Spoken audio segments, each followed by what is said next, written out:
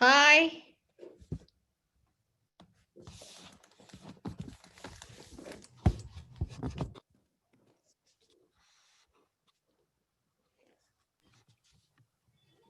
Can you Maybe hear can me? you hear me? Yes, yes, I can hear you. Okay. So I made you as a co-host now. So, and also the YouTube link is active. Yes, it says live on YouTube over here. I Yeah. can see that. Basically, you can go there and copy the link actually from there. There's a lag. Yeah. Actually, there will be a 15-20 second lag between YouTube and that. You are right. Okay. So YouTube, can you Maybe hear can you me? hear me? Yes, yes, I can hear you. Yeah, see, so Okay. So I made you as a co-host now. So, okay. and also the YouTube link is active.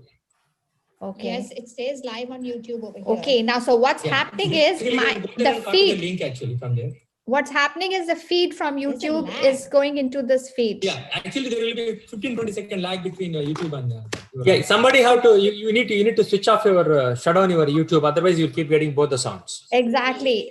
So if I switch it off, but I won't be able to see the questions that people put on Yeah, YouTube. yeah. Basically, what you can do, you just reduce the voice on the YouTube, basically, Okay. or you can. Okay, now so what's happening? Volume. I mute the. Okay, I on YouTube I'll mute. Yeah. Yeah, exactly. Yeah. Okay, I muted YouTube. Now YouTube, you don't have to mute. You need to basically. Yeah, I mute YouTube because the feed from YouTube was getting into my computer here, and then it was, yeah. Got it. Okay. So Do you want me to just call Dr. Kader? let me. No, he's pretty punctual. He'll come on. I don't want 100 slots to be taken before he comes. I don't know what. No, you. How many people are there? I hope people have. 23 people are there. I think they're okay. Sometimes, yeah, that's okay. That's fine. Okay. We are 23 of us. Hi, Chavi. They, Hi, how are you? I have the screen. Good to see people are coming on. I'm seeing if I should wear my headphones or not. Let me see.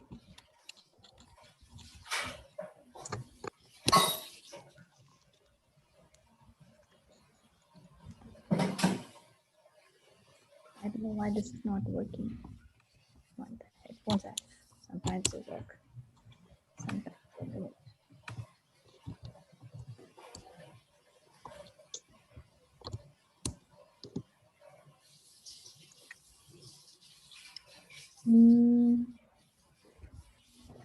Can I have another set of headphones? Malik, tell Malik to give me his. This is not working.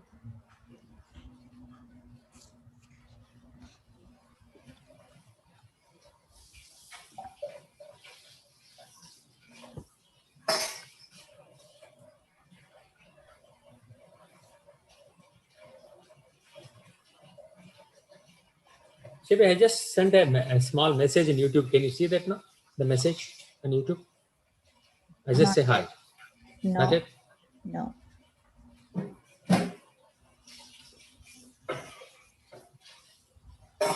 In fact, it doesn't even show me comment section, the comment box.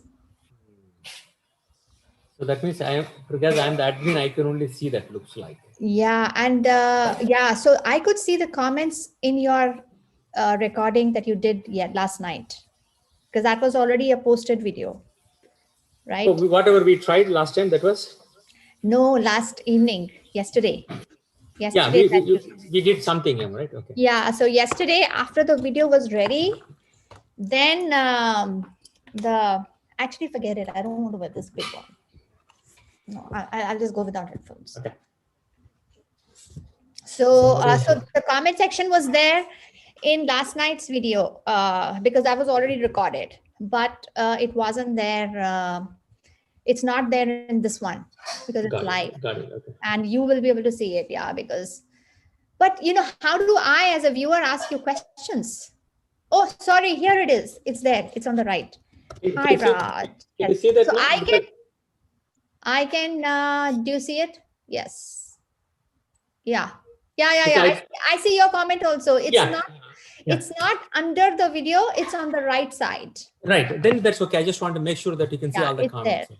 Yeah. Then I'll be able to see it. Yes.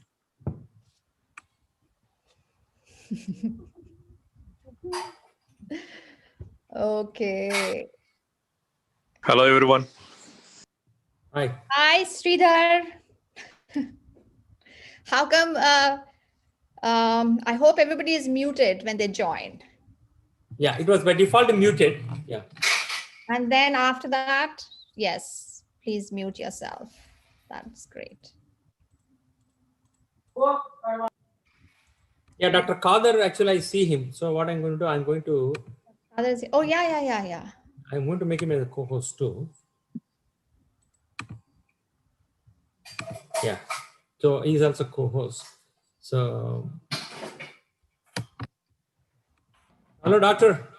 How are Sir, you good doing? morning. Dr. Good Kader, evening. there you are. morning. Oh my God, you look so good, Dr. Kader. You're shining and glowing. I just got up, had few bed ups, gunjis, and then that's it. So I had a good night's sleep. So Doctor, they call that actually brain yoga in in America. That Gunji said they call it brain yoga. Brain yoga. whatever. This So is when yoga. you hold your ear like this, there is a marma point here, right? Some Yeah. pressure point, like what happens? What's the connection? Basically, lymph nodes are connected. When you pull these two nerves, the lymph centers are in many of them. Actually, I think % of lymph nodes. Dr. Kader. Yeah, now. Your voice was breaking up when you were talking. Can't hear you.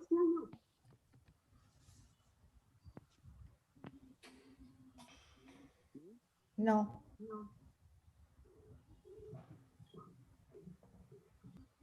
Maybe you need to increase the volume.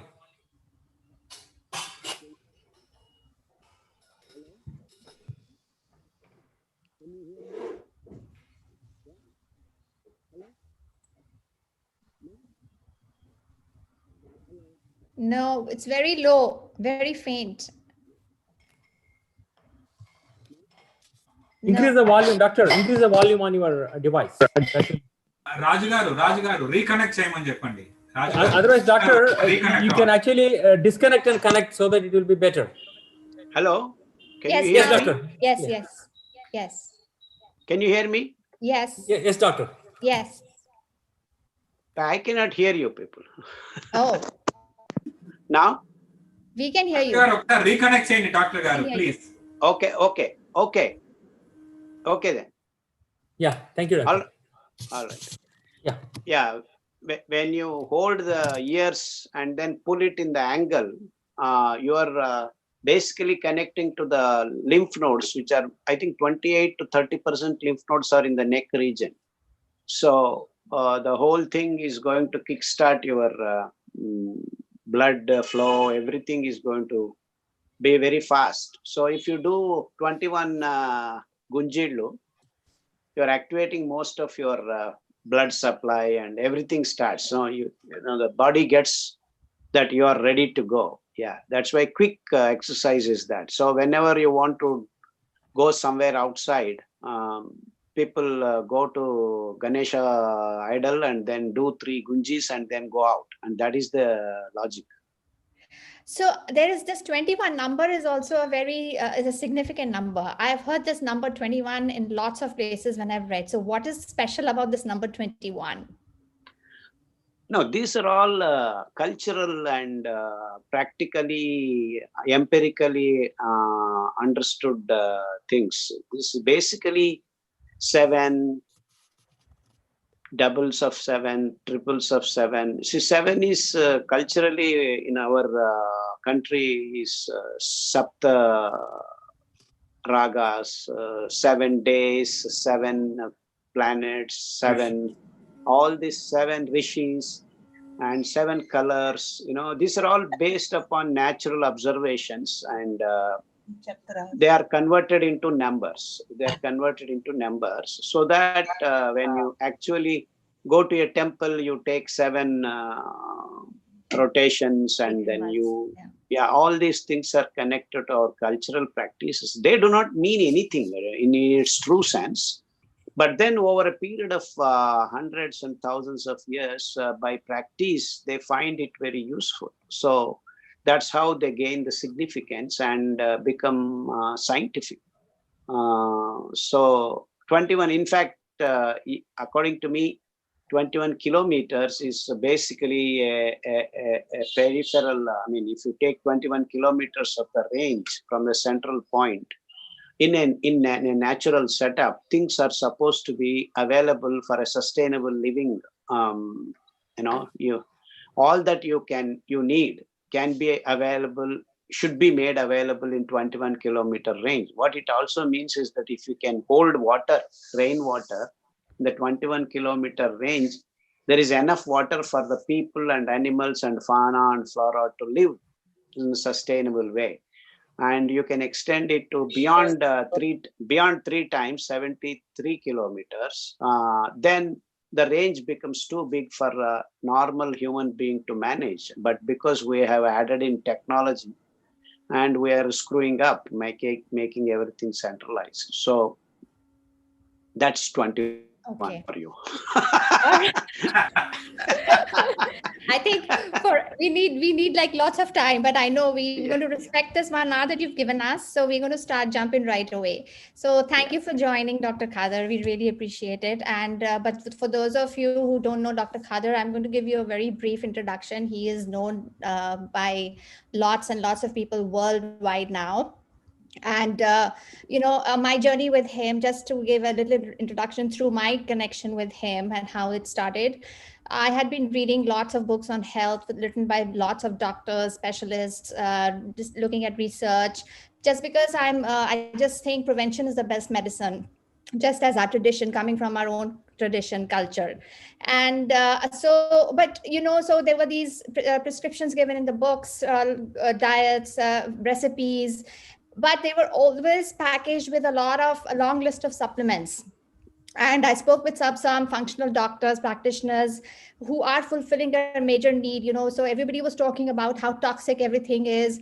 And, we need to go and eat fresh food, but at the same time, we need to have all this list of supplements. And so it was like the numbers were just too mind-boggling and totally out of range and totally out of reach from a common person. And then I heard Dr. Khader that one December, like almost a year ago now, a little more than a year, and everything, all the bulbs popped in my head. He made everything just fall like a puzzle, like a child's puzzle. Everything just fell in place. And I saw that whatever he was saying made so much sense. And he connected our health. Everybody was talking about human health in the books that I was reading, but he made that connection of our health to the health of the planet. We were all aware of how the climate change, the climate crisis, but there was no connection ever made for us, for the common person. And he just did that in that 1 hour, 2 hour talk. Everything was like crystal clear to me. And I couldn't sleep that night. I was awake the whole night and I was like, oh my God, Dr. Khader, I have to meet him again. I have to go back. And somehow that connection was established. And I'm so grateful to God for that. I'm grateful to him. I'm grateful to Dr. Khader. And that's what the intention is, to bring this connection, to make this connection happen with every one of you who's online at this moment. And there are so many people who are reaching out to Dr. Khader and making that connection happen. And the more people he touches, the better it is going to be for everyone. So thank you, Dr. Khader. And today's talk we've selected is again related to, navigating. So food, reading about food all the time. America, it's interesting that all the diets that we read about have come out from this country. And all the practices that have flung far worldwide in terms of growing food, agricultural techniques, practices, and food industry have also come from this country. So it's ironic that all these diets, prescriptives are coming from the same source, the origin, whereas cultures and traditions which have ancient, which go back thousands of centuries. There's nothing nothing that we hear about, from them. They are the source of knowledge, yet there's nothing coming from them. And Dr. Khader is making that happen now, So he's going to help us understand these diets, all the diets that we have here about in terms of remedies, in terms of healing and solving our problems. What are they, like, why they have come about? They are helping people. Yes, we hear about people being helped, but what are they really complete in themselves? Can we depend on them? And the questions will rise as he starts. So we'd love to hear you, Dr. Khader, talk about these Atkins, keto, zone, paleo, vegan, vegetarian, Mediterranean, whole food plan, blood type, eating by blood type also, raw food, and then finally intermittent fasting. So help us navigate this whole categories. No, And why are basically, we've lost, we don't know how to eat or what's going on. yeah. No, that shows the complications of human existence, basically. And we, in the name of technology and science and so-called progress, we have been complicating our lives. So when you see there are so many things, actually most of things fall into place. It's just that they are missing some links here and there. And everyone is confused, as you said, and we're all trying to tread this network of God's creation, trying to reach the whatever you call the zone. It's not a central point. See, we are all searching for a zone where we are all comfortable, and it is very exciting times, according to me, that people are actually finding ways and means and paths to reach this comfortable zone. And I'm happy about it, because people have recognized that they are not in a comfortable zone right now, despite the top layers of being comfortable with these technologies and all that. So I personally believe that it has happened a little late, according to me, but still, nevertheless, it has started. The movement has started. So hence, different people, different places. I do not agree with you to start with that America is the place where everything is starting and everything is going on. And that is the sad story of human race right now, because we are living in a time zone where everything is centralized. And these concepts of centralization are actually the peril for the human race. And I hope the world and the so-called intellectual vacuum now that is available, present right now in the human system, evaporates soon, so that these centralized thought processes have to be eliminated, and there should be room for diversity. And I personally am happy that that is at least symbolically played out in the last 2-3 days in your country. Biden coming up as holding a baton for diversity and all that. So I am glad, even in that political domain, whether it translates into real action of diversity over a period of next 4 years or not is a question to be answered. But at least in the thought process, at least a powerful country's president talks about diversity, it means something to start with, at least. I have my own doubts about whether it translates into real action. But all said and done, actually it is a very funny observation, because see, all these things are gained attention and focus in your country. It's not that Mediterranean food system has come from American thinkers or American practitioners. It is that when an American, actually it's a very important point. When an American, no, what I meant was that The flawed systems are supplanting. They're spreading. In the last 100 years, they've uprooted the local traditions. And by America, I mean West, after the World Wars. After the World Wars, the Green Revolution, so-called India, they came from here. So the flawed practices have gone all over the world from, unfortunately, the West, and supplanted the local traditions. And now they are talking about correcting them in terms of these diets, right? So that's Yes, yes, that's what I'm also trying to mention, that this point is very important, because this processes define the way we move forward. How is it happening? Why is it happening? I'm trying to analyze and put in front of the audience, because if you understand this process, the rest becomes very easy. And these processes of attention, focus, all that is done by West. Okay, I like the word West rather than Americans. Yeah, the West. See, this is the problem with all other cultures, other places, because they are not in a place or in a point or in a position to dictate the terms to the world. And these Western countries after the World War, due to the science and technology, and this is the point I'm trying to communicate. I'm not trying to tell anything about what you have said, but why is it happening? You said, why is it happening?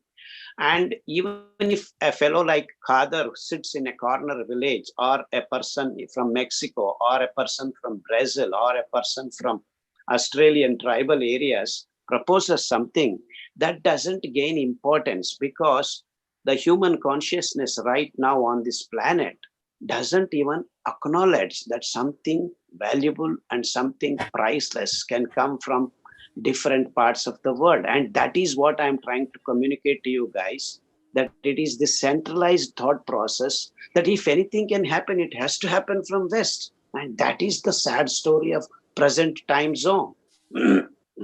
And because of the physical technologies, the technology of the physical world, be it MRI, be it CAT scan, be it a missile, be it whatever you call the present today, smartphones, and we are able to connect from here to there. All these things are all, dazzling the human mind, and people fall prey for it. And when you come to understand the biological systems, your biases, your kinds of being partial towards will not work. In the physical domain, it works because you make it happen. You choose, you take sides. You can take the technology that is convenient for you and forget the technology, but nothing damages you. In the physical world, you can go on establishing the dominance of your technologies, money, and because you are first in the place, you start controlling everything. And that's how this missile technology and the so-called war technology and all these things are playing a big role in controlling the so-called Sensex, the financial markets. And so the whole thing is now turned into finance, and the economic model is ruling the world. So why are we to look at America for a solution that is actually so individual? That for me to be healthy, I don't need America. I don't need missiles. I don't need these phones. I don't need all this stuff. What all I have to do is, now I can tell you, for Corona, all are running hither and thither. And things are actually connected to a small virus. How do we protect it from virus? What happened to your missiles? What happened to your MRIs? What happened to? And even today, you guys are all talking about vaccines, rolling it out, mRNA technology, this technology, because here biases are there. Because you still think it is the technology that helps you, and it's not going to help you. The internal immunity is dependent on purely three simple things: vitamin C, vitamin B, vitamin D. And in the name of white revolution, people thought that they are giving vitamin D to the whole human race. They are dumping vitamin D in milk and then say fortified milk with vitamin D, vitamin E, all these kinds of things. But they have not understood. Rather, they have been conveniently not looking at the fact that vitamin D supplied through milk is not helping the human race. The supplement business became a business, but not biologically strengthening the species. See, this is what I mean by in biological terms, in biological words, you cannot suppress and choose the technologies that you like. It may look, it is helping you to start with, but then at the end of the day, it is each individual's health which has to be gauged and quantified, and that's what matters. And you cannot bring about health of all the people suddenly. Suddenly you cannot do it. You got to work on individual basis. So it is the biological principles that have to be handed over every country, each and every area, each and every zone, now they are trying to roll out this mRNA based vaccine, which is such a stupid thing. Please excuse me for this expression, because see, it has to be stored at -70. And can you believe that it can be done? How can you have the vaccine transported to every place with -70 degrees centigrade technology, liquid nitrogen? What kind of brains do we have? So if you see, they are all working in terms of economic model. Oh yeah, we can make money. See, instead of helping each other, the basic focal point of the operations is based on money. That's the sad story of human race right now. So the simple thing is, you need to tell people what to do, how to be immune strong. So according to me, I can give you the simple suggestion. All the Americans, please go out in between 11 and 1 o'clock, sit in the sun, whatever little sun you get. The real vitamin D gets into your body. And if possible, apply some coconut oil or whatever natural oil that you have. Don't apply these refined oils that you're packing in your sachets, plastic sachets. That's not going to help you to get vitamin D for you. So you see, these are the informations that the constitutional, they have to become a policy matters. And no one needs money for this. And everyone has to eat the raw foods for some time. Then the microbiome in your body gets strengthened, or fermented foods, khameer, that fermented porridge. So you just spread this word all over the world. People can make this, whatever carbohydrate and fiber is available. You don't need to provide them anything. Everyone has, even today, these materials available naturally. And what all you need is small amounts. And if you sit one day in the sun, you get vitamin D for 4 days, 5 days. That's all. I mean, this simple thing. And vitamin C, you need to immune strong to be. And all the SOAR products in each and every country, even today, are available. You may have lemon, you may have orange, you may have imli, you may have all cutty stuff, all super SOAR things are available in each and every area, in Africa, in South Africa, in New Zealand, in Australia. What else you want? This is all that you need to fight this stupid corona, which is actually very inefficient. You are falling like leaves, dry leaves in the Europe. And you need to become immune strong, not rolling out vaccine protocols. You are going to get out. In the same way, different methods of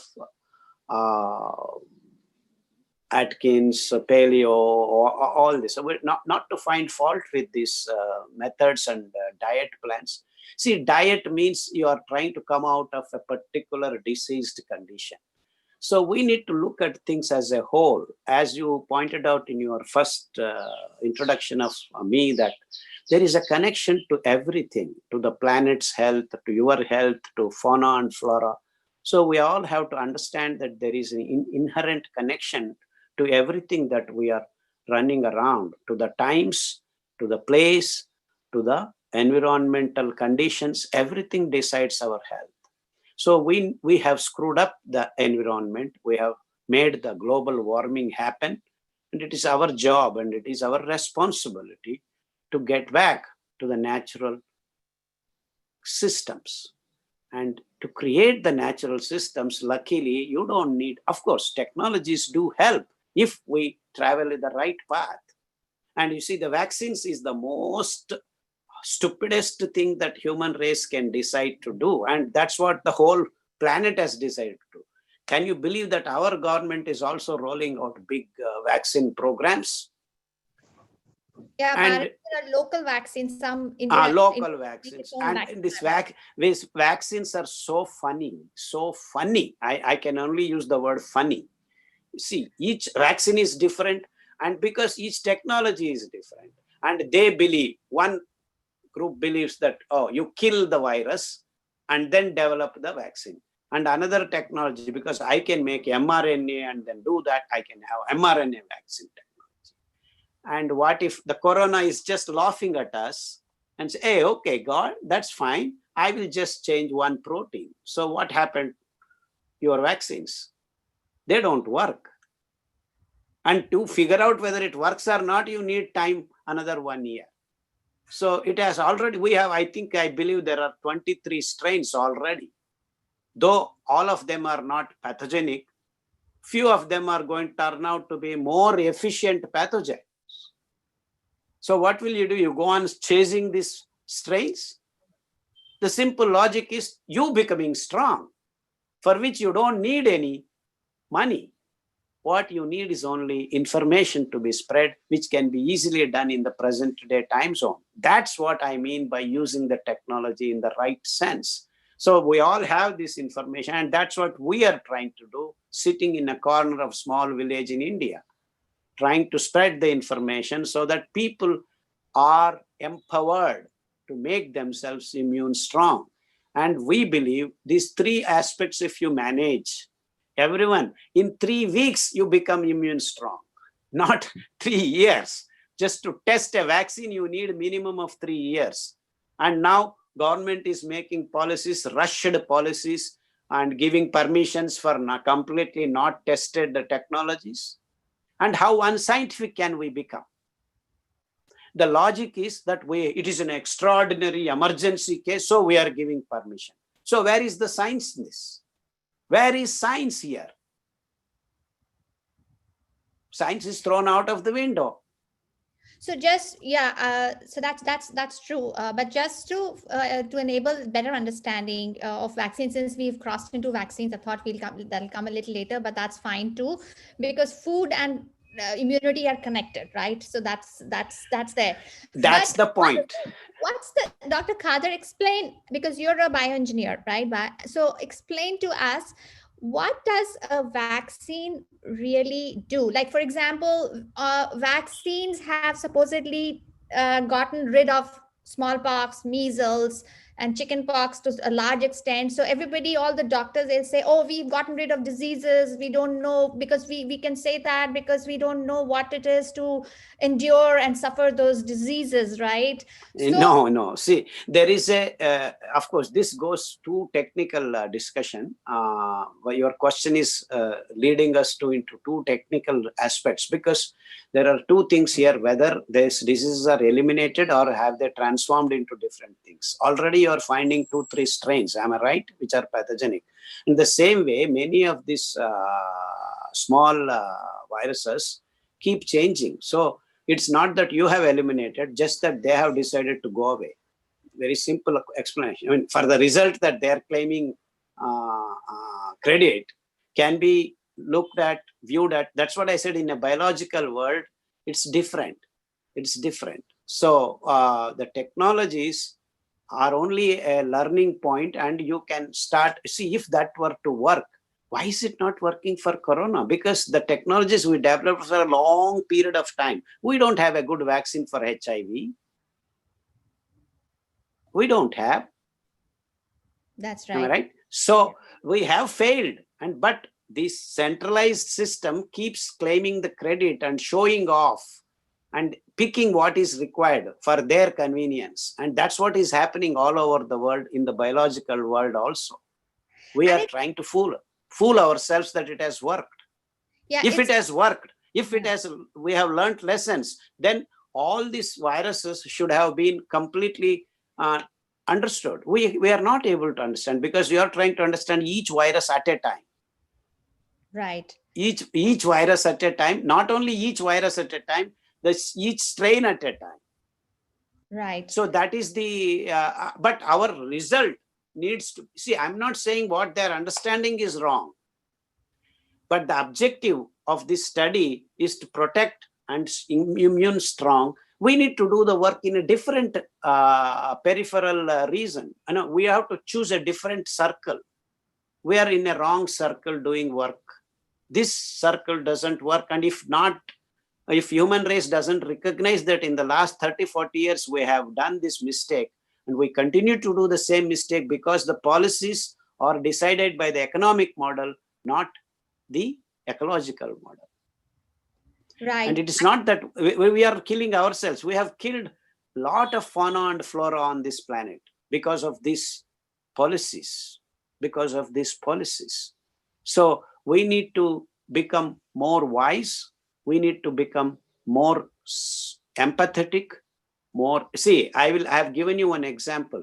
Even today, these big countries, what I mean by the strong economically deciding companies and countries, are not bothered about people in Africa, where there is financially they are not strong.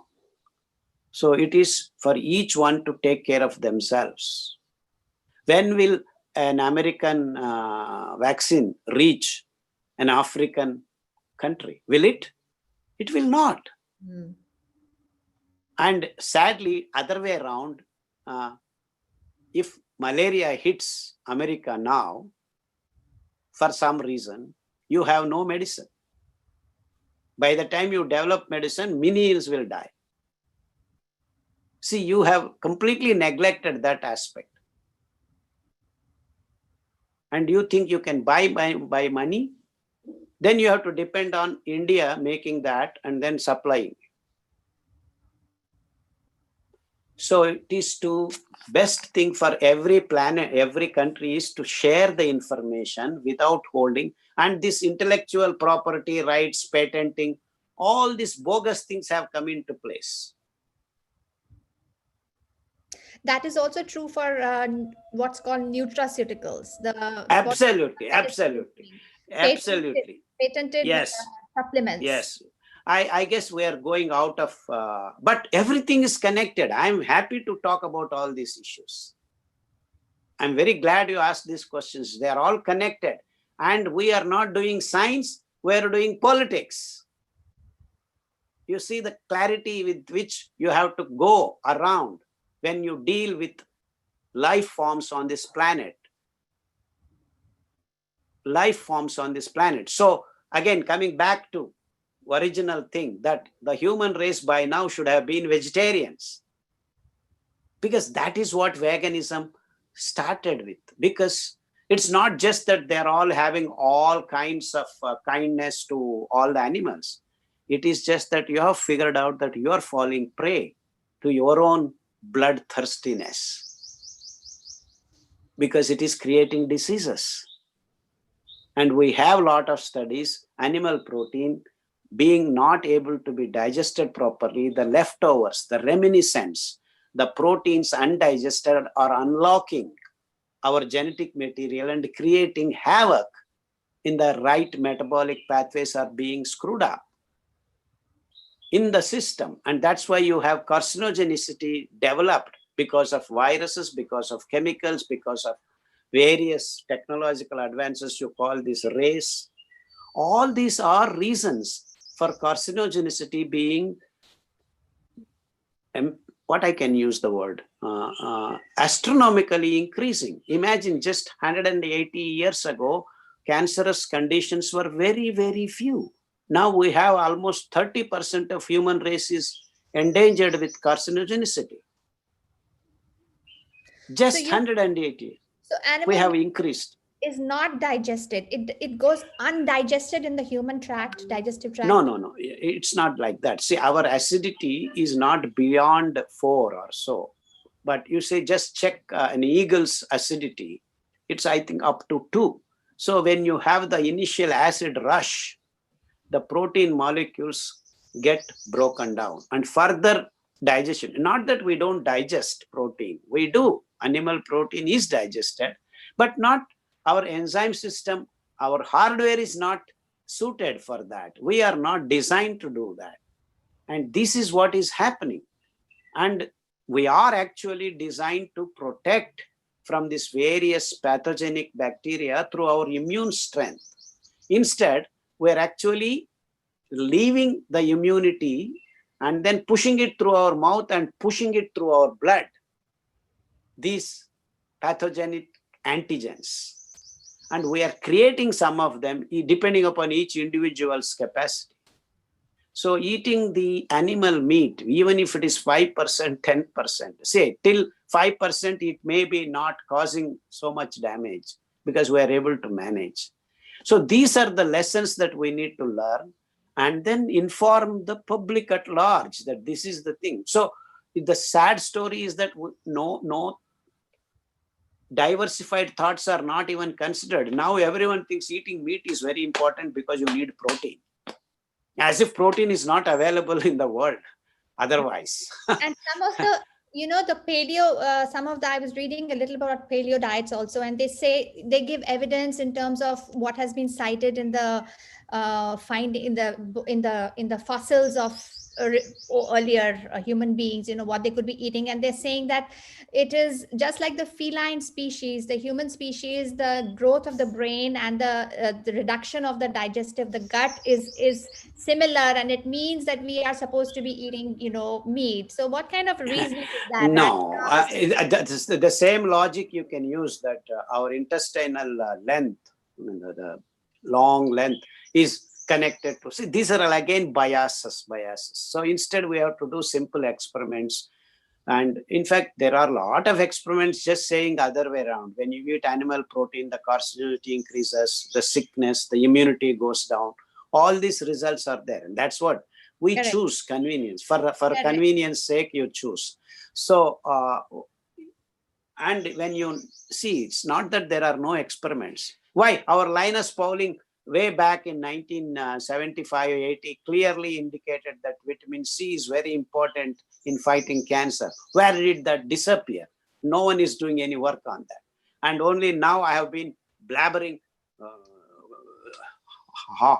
shouting at top of my voice that vitamin C, vitamin B, vitamin D are very important for almost everything,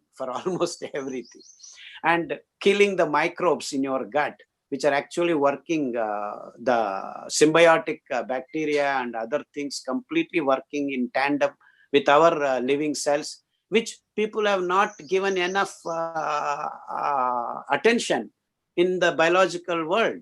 That work is completely incomplete. So, and how can you actually miss such an important connection? Right. And in fact, that is what I consider is the natural link for the human bodies to the outside world. And if you manage that relationship properly, and that is what we have come up with Ambali, Khamir, the fermented porridge, which actually has been the way of living for almost centuries in all parts of the world. You go to Nigeria, they take cassava and then make it into small grains, soak it overnight, boil it and keep it for 2 days, 3 days, and then they keep on drinking that. And that's what they got their connection to natural microbiomes in their world. And in India, umpteen diversified practices are there, exalting this particular point of Ambali. We call Ambali, you call Khamir, and different kinds of Khamir, and the whole history and the books of our literature is loaded with this information. And you go to China, you go to Japan, even today, the barnyard millet porridge.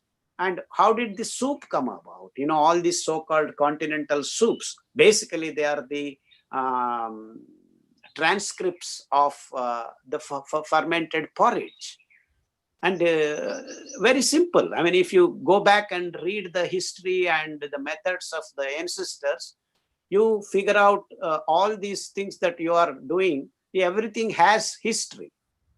Everything has history. And just recently I heard a story, I don't know, from Italy. There was a small bakery. They're maintaining their 116 years old crot, or they keep incubating with to make bread, basically. Right. So all the why doesn't these aspects come into focus? They are not coming to focus. What all we are talking about is vaccines. Can you believe that in India, in a small village, people are talking about vaccines? How stupid can we get? How stupid can we get is the question. So we all need to be talking about how to make khameer, how to make vitamin D. So what is the time and what is the posture of sitting in the sun that we can get a maximum benefit?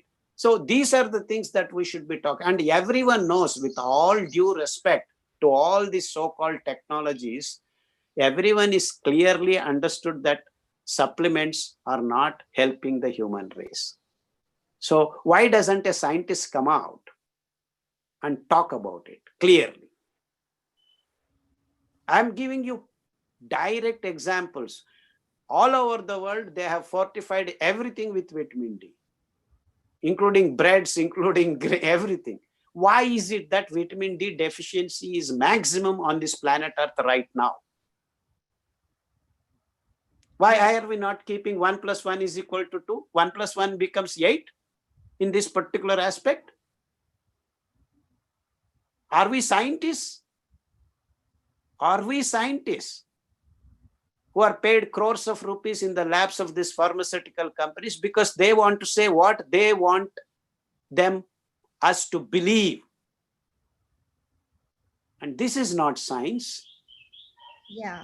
They forms a subset of thinking which unfortunately is prevailing. So now with the change in the administration, hopefully we can get our voices there to the White House or to wherever in the right direction, to the right people, so we can include the voices that have been sidelined and squashed by, sidestepped so far. So no, I don't believe that it can happen. We all need to educate ourselves. The educated has to educate the others. So take care of yourself and the people around, neighborhoods. This does not require policies. This does not require Biden. This does not require PM Modi. This does not. See, they do what they have to do. I care 2 hoots about all these things. Can you educate yourself? Can you educate 2 people around you, 10 people around you? And talk about it. And we have this so-called wonderful technologies to communicate. I mean, I love this phone, I love this, but that cannot be your tool to become sick. So this realization has to come. So we need to use all the things that are under our purview to our convenience and our well-being. So technologies are there for all of us to help each other, and there is no need for technology. Can you go around and then talk to people and help 2 to 3 people? Of course, we are trying to do now, engaging ourselves in these discussions. I'm quite happy, but that's what we have been doing, and that's how these things can be done. And policies, to go to policy level, there are too many factors, and the only factor has to be the money, the economic model. So that's why I came very strong in the beginning of my introduction that we need to stop centralization. So our approach should be decentralized, sharing, love and affection and information. So, and this is where you go beyond science. you go beyond science. So we all have to develop the science and art of living. Also, we have to develop receptivity, because Absolutely. but you telling me, I will believe you first if I have a condition that I'm trying to find a cure for. I will be influenced by authorities. Like, what's the prevailing, view on handling my condition, whatever it is, right? So I have to That I is, have a choice now. Should I yeah. believe you or should I believe him? I am ignorant of both. So it comes to what I am receptive to and how I make sense and connections, right? So That is called boils science down and a art lot. of living.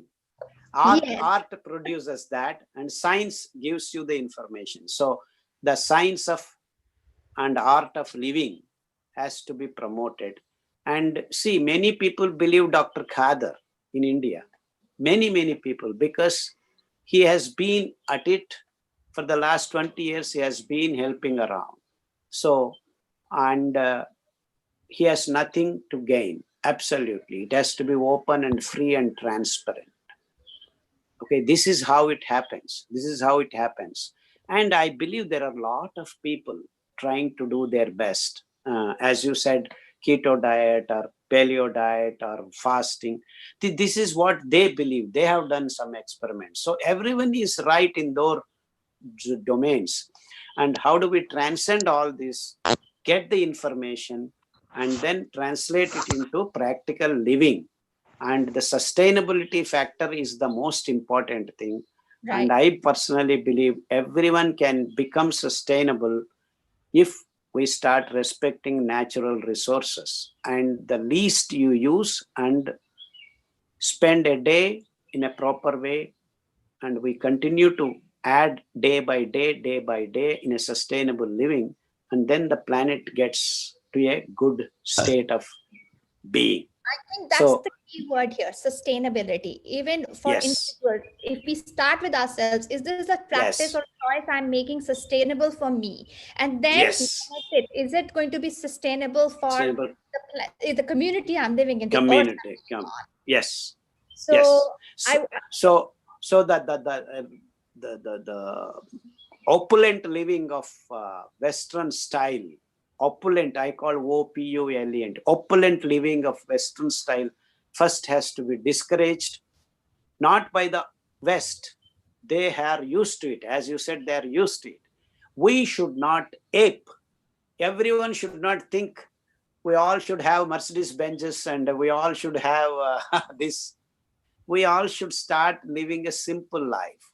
And that's where you fill the intellectual vacuum to come out of these practices, not to ape the West, to lead a sustainable, local need, necessities have to be fulfilled. Needs and necessities, not wants and demands. Dr. So, Kader? yeah, thank you. I hope I answered your question. Sorry, yeah. Dr. Kader, this is Jayashree Vemuganti. You've raised a very interesting point, sir. I've been in exclusively watching all your videos and stuff for the past 2 years and following a little bit. I do have a question though. Yeah, go Eating ahead. millets, you have cured so many people with chronic conditions with millets, but do the Yes. same principle work in US for the US climate? Absolutely. Or should Yeah, we go yeah, for some local foods that are, Yeah, because yeah, no. you have been always saying that eat local, right? Yeah, So- I guess I've answered that question some time back already. These 5 grains that we have selected are both local as well as universal. And that is the biggest point that everyone has to understand. These 5 grains have been thoroughly researched. They are both local as well as universal. And that is the point. The point is that it happens that barnyard millet is known as Japanese millet, German millet, and Russian millet. Yes. And little millet is known as African millet. And kodo millet is known as actually Chinese, Himalayan, Tibetan, all these areas millet. And brown top, of course, is American millet. The American continent, even today, you go to Colorado, they're growing like mad, okay? So, but luckily for us, when we were looking for these kinds of food materials back when 1995, when I came back, 97 or so, It so happens that in our Western Ghats and the open areas and the streams and all that, these grains are grown even today in small villages of our southern India. It so happens all the 5 grains are available in just a matter of 300 to 500 kilometer range of southern Deccan Plateau. And that's the beauty. And so what I'm trying to communicate to you is that these are all local foods of different parts of the planet. And you go to pyramids, you see their mummies, their mouths, you have the evidence for I believe it is kodo millet or brown top millet. Yeah. And our Christ ate unleavened bread of, I think, brown top or foxtail millet. And foxtail millet is known as Italian millet. So what I'm trying to communicate is just not 5 millets. There are many more actually, many more. And we have given the characteristic of release of glucose to be slow and steady. And you can actually fish out another 5 or 10 more grains in the next few decades to give it to human race. So eating millets is both local and as well as universal. So if we get, say, we have a store here in New Jersey, it's called Organic Millets. I believe they get stuff from India, southern part of India mostly. It's called Organic Spear. So if somebody who is in US, if they get thing from the store, do you think by climate wise and health wise, it would be okay for them to eat that? And absolutely. No problem at all. Because if Americans were not to be influenced by these events of whatever have happened in the last 150, 300 years, they would have still been eating brown top millet or little millet. You understand what I mean? So they are local foods. So please go ahead and eat without any doubt, and you will feel the wellness. Absolutely. Yeah. So maybe this is a question. Maybe I can take you offline. I have some news that I need to share to you, but I don't want to use this public platform. Okay. How would you like me to communicate? I have some information that I really need to share with you with regards to sure. Let's have a separate meeting through Chavi Chawla, connect to her, and we will meet again. Thank you, sir. Thank you so much. I appreciate it. Actually, we would like to hear what is that information. Dr. Kadar Garu and Chavi ji and Raju Garu, this is Reddy from Hollywood. There are a lot of audience who are new in this call today. Dr. Garu, if you can kindly explain what these 5 millets are, how are they better than rice and other wheat? And also there are a lot of people who have questions. What kind of proportions these millets are cooked to have the best result, number 2. And number 3, there are a lot of people even in the chat group questions regarding the vaccine. I know you have already told about vaccine, but if you can just give your perspective, whether people, what benefits if they have vaccine or also, please. So if you could kindly clarify these few things for new audiences in the group with Chaviji's and Rajuji's permission. If Dr. Garu, if you can spare a few minutes on this topic, please. It's up to Dr. Khadar completely, but that's the basic information is there on YouTube, on my blog also, on my YouTube also, if you'd like to check that. But if Dr. Khadar wants to answer, of course, it's totally up to him. Yeah, just in brief, within 3-4 minutes, I would love to answer his question because it is important that they have connected to us, and it is imperative and our job to inform them or at least bring them up to, though not the whole story. Sir, it has been a 25-year story. I will try to summarize in 5 minutes. Thank you, sir. Yeah. So back when I was in America, I found a small girl, a 6-year-old girl, menstruating in an hospital, and they were not able to stop the bleeding for the girl. And then that's when I started being a scientist, researching why America, the girls were menstruating at the age of 6 to 10, 6 being maybe the lowest at that time. And I immediately connected to the fact that Americans for the last 20-30 years, this is back in 1987, okay, they were already fortifying the milk with all kinds of chemicals, as well as synthesizing, I use the word specifically, consciously, synthesizing milk using the HF or Jersey cows, which the research in the name of biotechnology and creating white revolution started introducing these hormones, both steroidal as well as proteinous hormones into the bodies of the babies. And the baby's hormone imbalance started. And then people started menstruating early. And that's because of the societal conditions where women was actually trying to come out of the shackles of women liberation, that they have to work and all that. So all said and done, then I figured out that it gave me the kick start to watch and do work on all the things that are going to the human mouth since that particular point. So it came to me very clear and obvious that what all the human race by 1990 itself was eating a lot of wrong things, including rice, wheat, milk, meat. All these materials are not meant to go into our mouths because they release glucose, especially all the grains that we were eating, rice, wheat, sugar. Immediately the connection was made that because to produce these grains were actually damaging the planet Earth's soil fertility, because we were using fertilizers and pesticides in large quantities. And within no time, it came to me very clearly that the diesel industry, refinery industry is actually supplying the raw materials to the bombs as well as the fertilizers. Though bomb making came first and then the fertilizer industry came. And this all was happening at the time of chemistry evolving itself. Linus Pauling and such great salvers. And so being a scientist, being a bioscientist, I was able to connect all these things and then figured out that we are eating wrong things. So wheat was wrong for me. Rice was wrong for me because blood is being flooded with glucose when you eat these foods. And the glucose in large quantities disturbs our biological systems. So the essence of health, I understood, has to be release of glucose into the bloodstream in a slow and steady manner. And after realizing that aspect, I started looking at the ancient foods. Why were ancient people not ancient? I'm not talking about millions of years ago, just 200, 300 years ago, actually.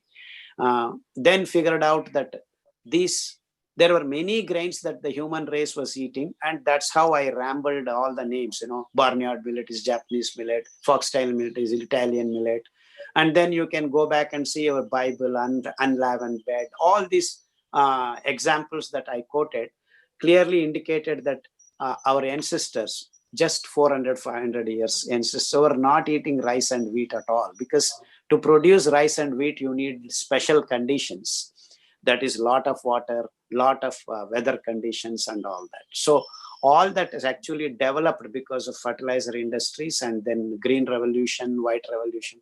All this economic model got evolved in the last 100 years. So clearly understanding that it is an artificial food that the human race is eating, and that should be the essence of all our ill health. So I started working 25 years ago that if you go back to the original ancient foods, our health should be all right. On that proposition, I started growing these grains and then started feeding all the sick fellows, HIV patients, diabetic patients, gangrene patients, BP patients. Lo and behold, in a matter of 6 months, hundreds and thousands are getting well. Well means real wellness. A fellow who could not put 3 steps could now climb mountains. That's the kind of wellness we are talking about.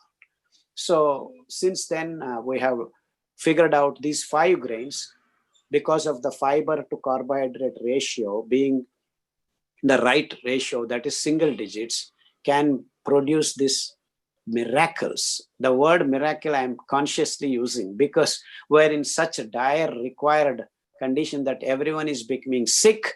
Now we have a path to make everyone well.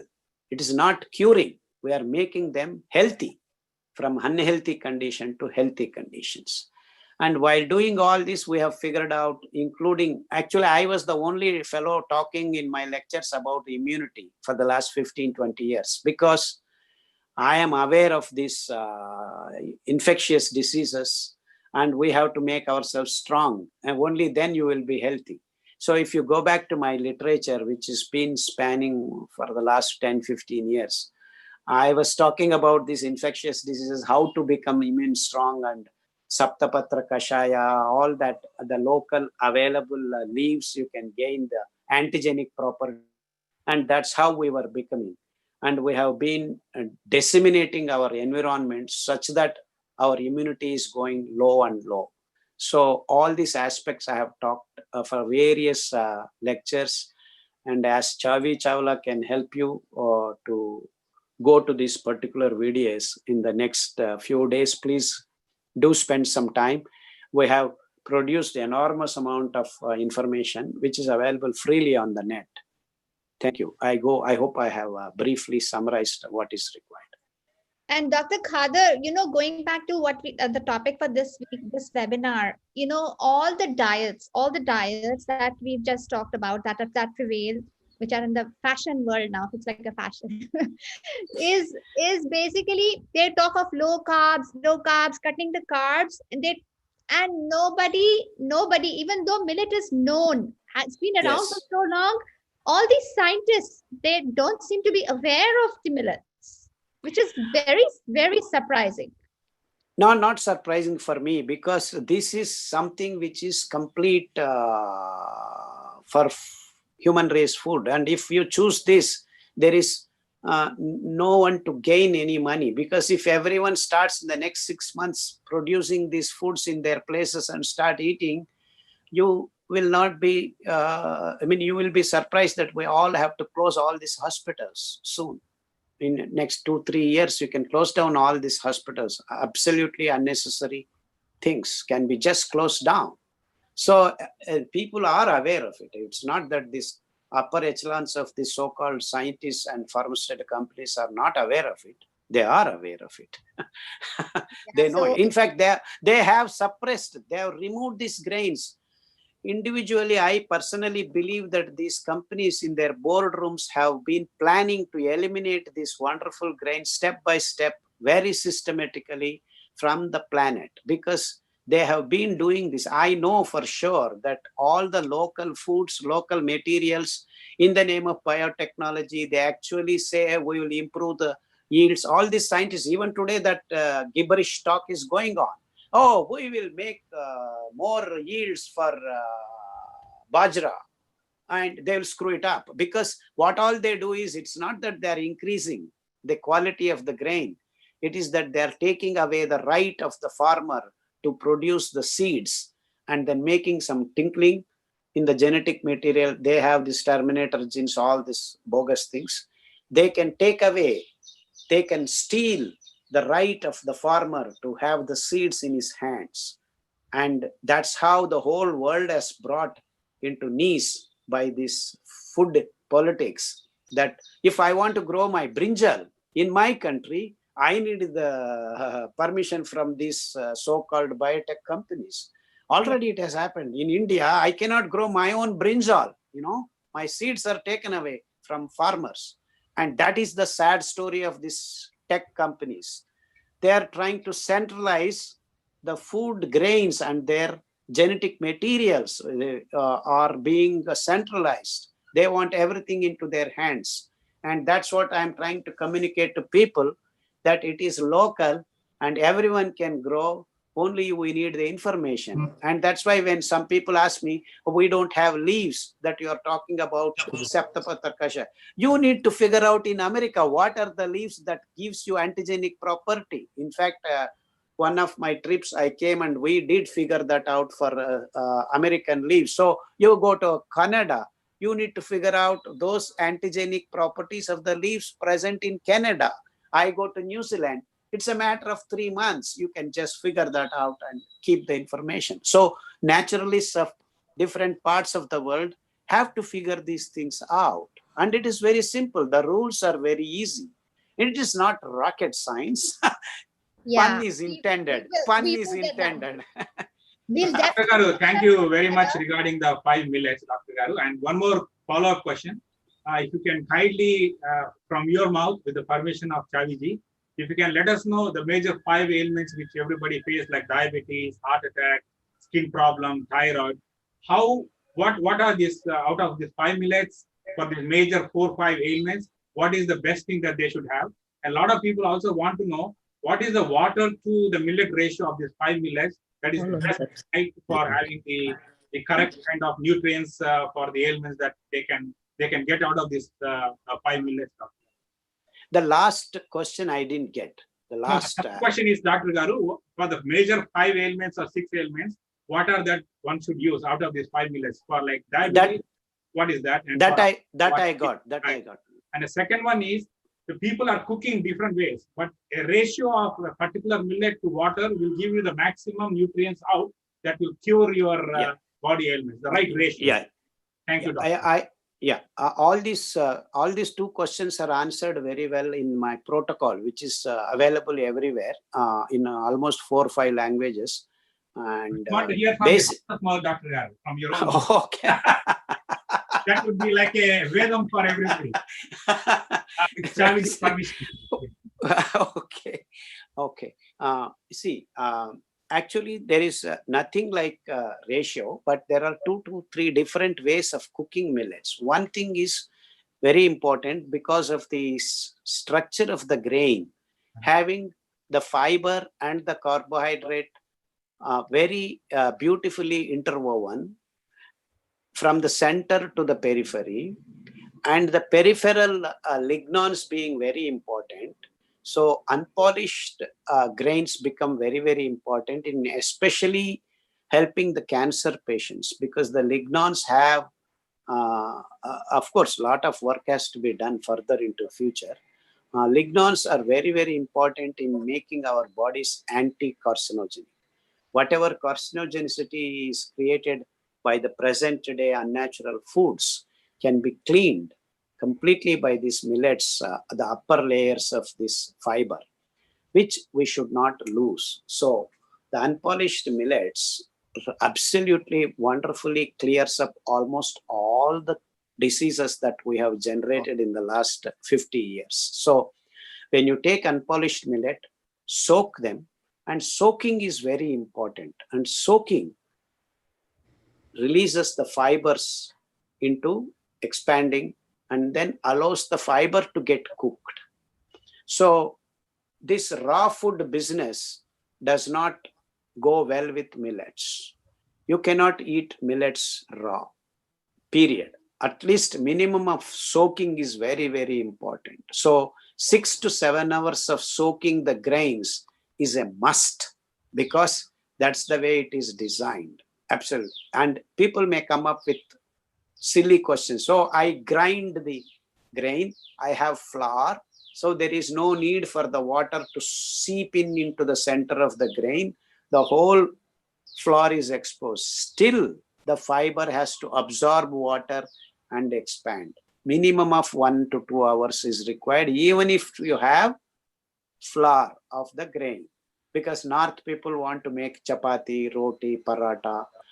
So you want, even if you have got the grain completely milled, the flour has to be also soaked for 1 or 2 hours. And just get back to the olden practices of making bread also. They rest the flour. They use the word rest the flour. Rest the flour, Resting the flour means soaking. The fibrous content of all the things have to be soaked and the water has to be absorbed. It takes time. Because fiber is a complicated chemical structure.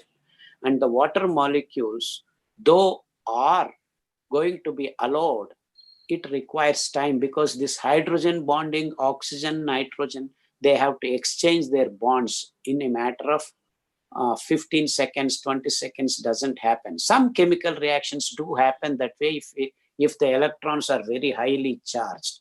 But then the water is a very funny chemical.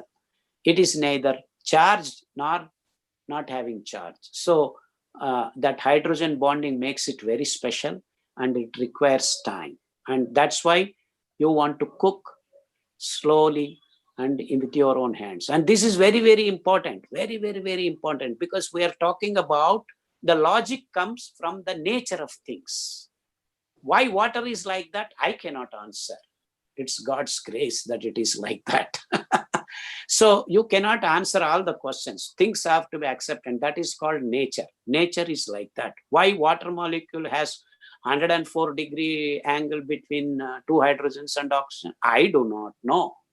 I can keep coming up with some hypothetical. Oh, because this sp3 hybridization. Why is sp3 hybridization? At certain point, you need to keep your mouth shut and accept that it is so. So I can go on digging and find, but then there will be a question left. So somewhere you have to stop and accept things as they are, and then the further logic can be built.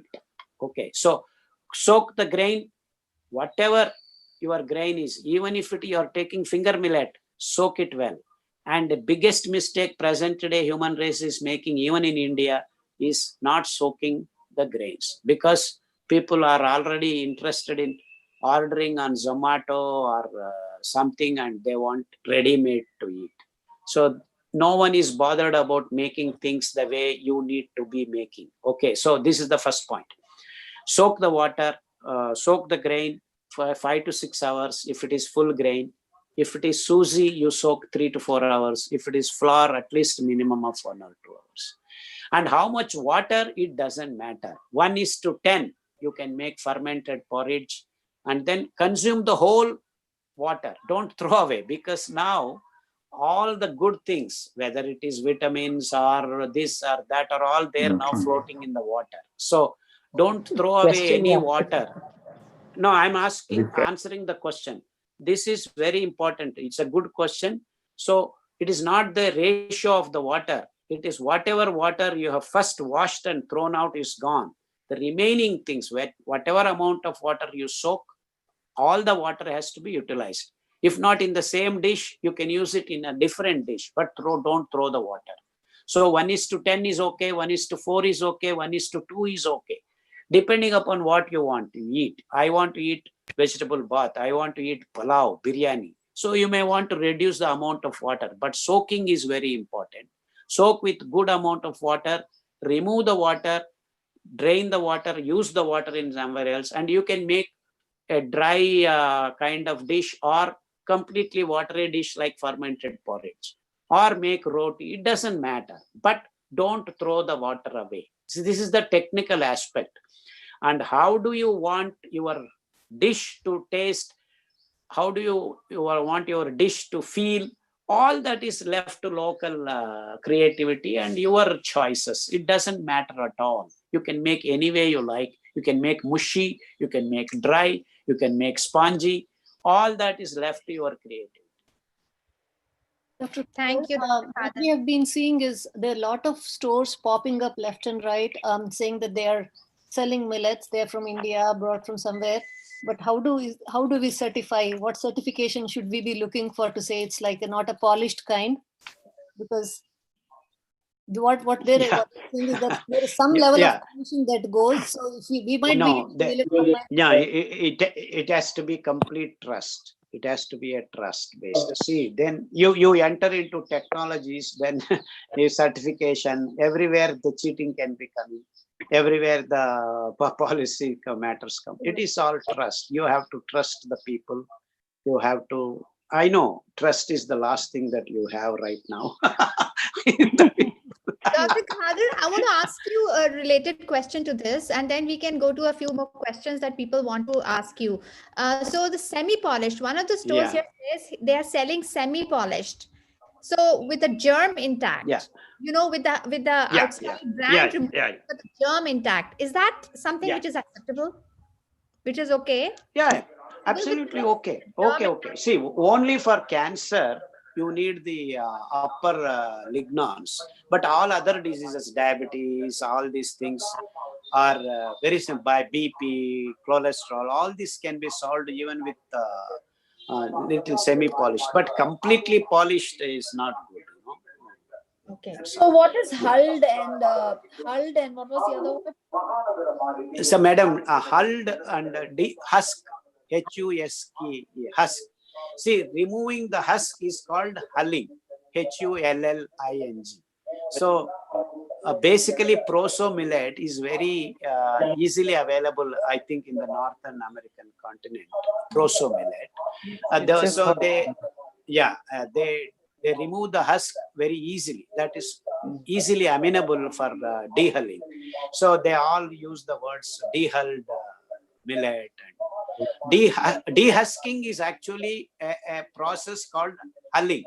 Hullers they are called. No, actually hulling is actually once you remove the husk, you blow a lot of air and the whole thing gets dehulled. So that is the whole process. Dehusking and removing the husk that is already to be thrown is called hulling. So that is okay to eat? Those millets that's are okay? Yeah. There's Okay. the other kind is pearled millets is what. Pearled. Yeah. So yeah, that was my next question. So then what is pearled millets? Pearled millet, actually this is a confusion. Pearl millet is a kind of millet, okay? But when you polish them, especially some millets look like pearls, shining. So the word pearl is, there are two different words. Pearl is like your pearls, you have pearls which are shining and beautiful. So a millet made to look like a pearl is called pearl. So you can have proso millet which looks like pearl.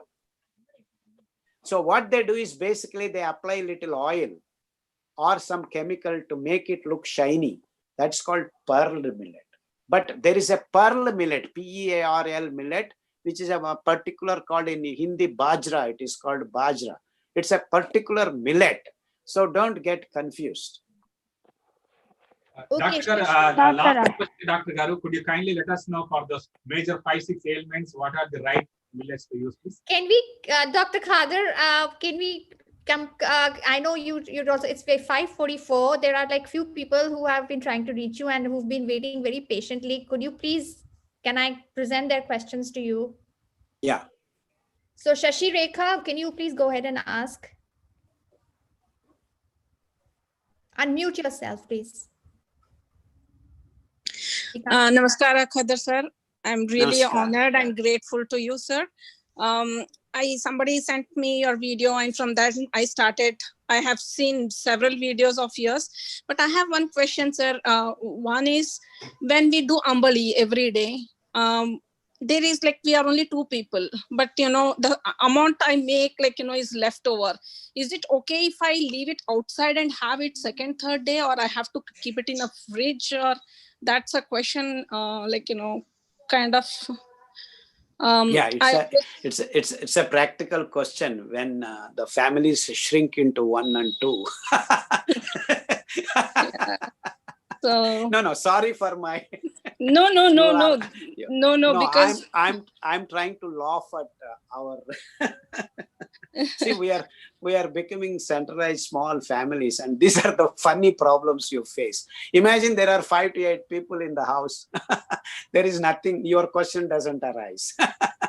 No, Yeah, sir, because okay. the thing is, like, if I leave it outside, say second day, the more it gets fermented, is it okay? Or like there is a thin line wherein Okay. other unwanted bacterial processes start. So you should be able to recognize the smell. Okay. And if, as long as that smell doesn't come, Okay. you can have it, and Okay. nothing happens. And just beginning also okay, you can eat. So depends on the place where you are. In fact, in our place, you go to Vijayawada, within 5 hours everything has to be consumed because it No, becomes. sir, right. Yeah. Right now I'm in New Jersey. It's kind of very cold out here. Cold. So I don't So- think there is any up to 24 to 48 hours you will have no problem in that cold Okay. places. Okay. And most of American houses, they maintain around 23-24 degrees. Am I right? Your Correct. central. Yes. So with that particular temperature, you can keep very safely for 36 to 48 hours. Okay. So Thank after you, sir. that, I personally believe you should throw away. Don't keep it in the fridge. When you keep things in the fridge, what happens? The microbes get into lower activities. So you want to consume, you have to again keep it back. So you are creating the cycles of the microbes are being disturbed by temperature variations. So you in America, you have incubators. So you can keep your porridge pot in that particular place and maintain 22, 23, 48 hours, you are good to go. Okay. Thank you, sir. Thank you. I really appreciate. Thanks a lot. Big help. Okay, there is a person who wants to know if it's possible to regenerate the cartilage that is impacted by osteoarthritis in multiple joints of the body. Yes. Answer is yes. Yes. And how? And follow the protocol. Follow the protocol. It is there. Yes. So which protocol should he follow for the joints? Oh, right now we have updated the protocol. There are 105. So I don't have it on my hand. You just have to go through that. I have sent you the protocol list. Okay.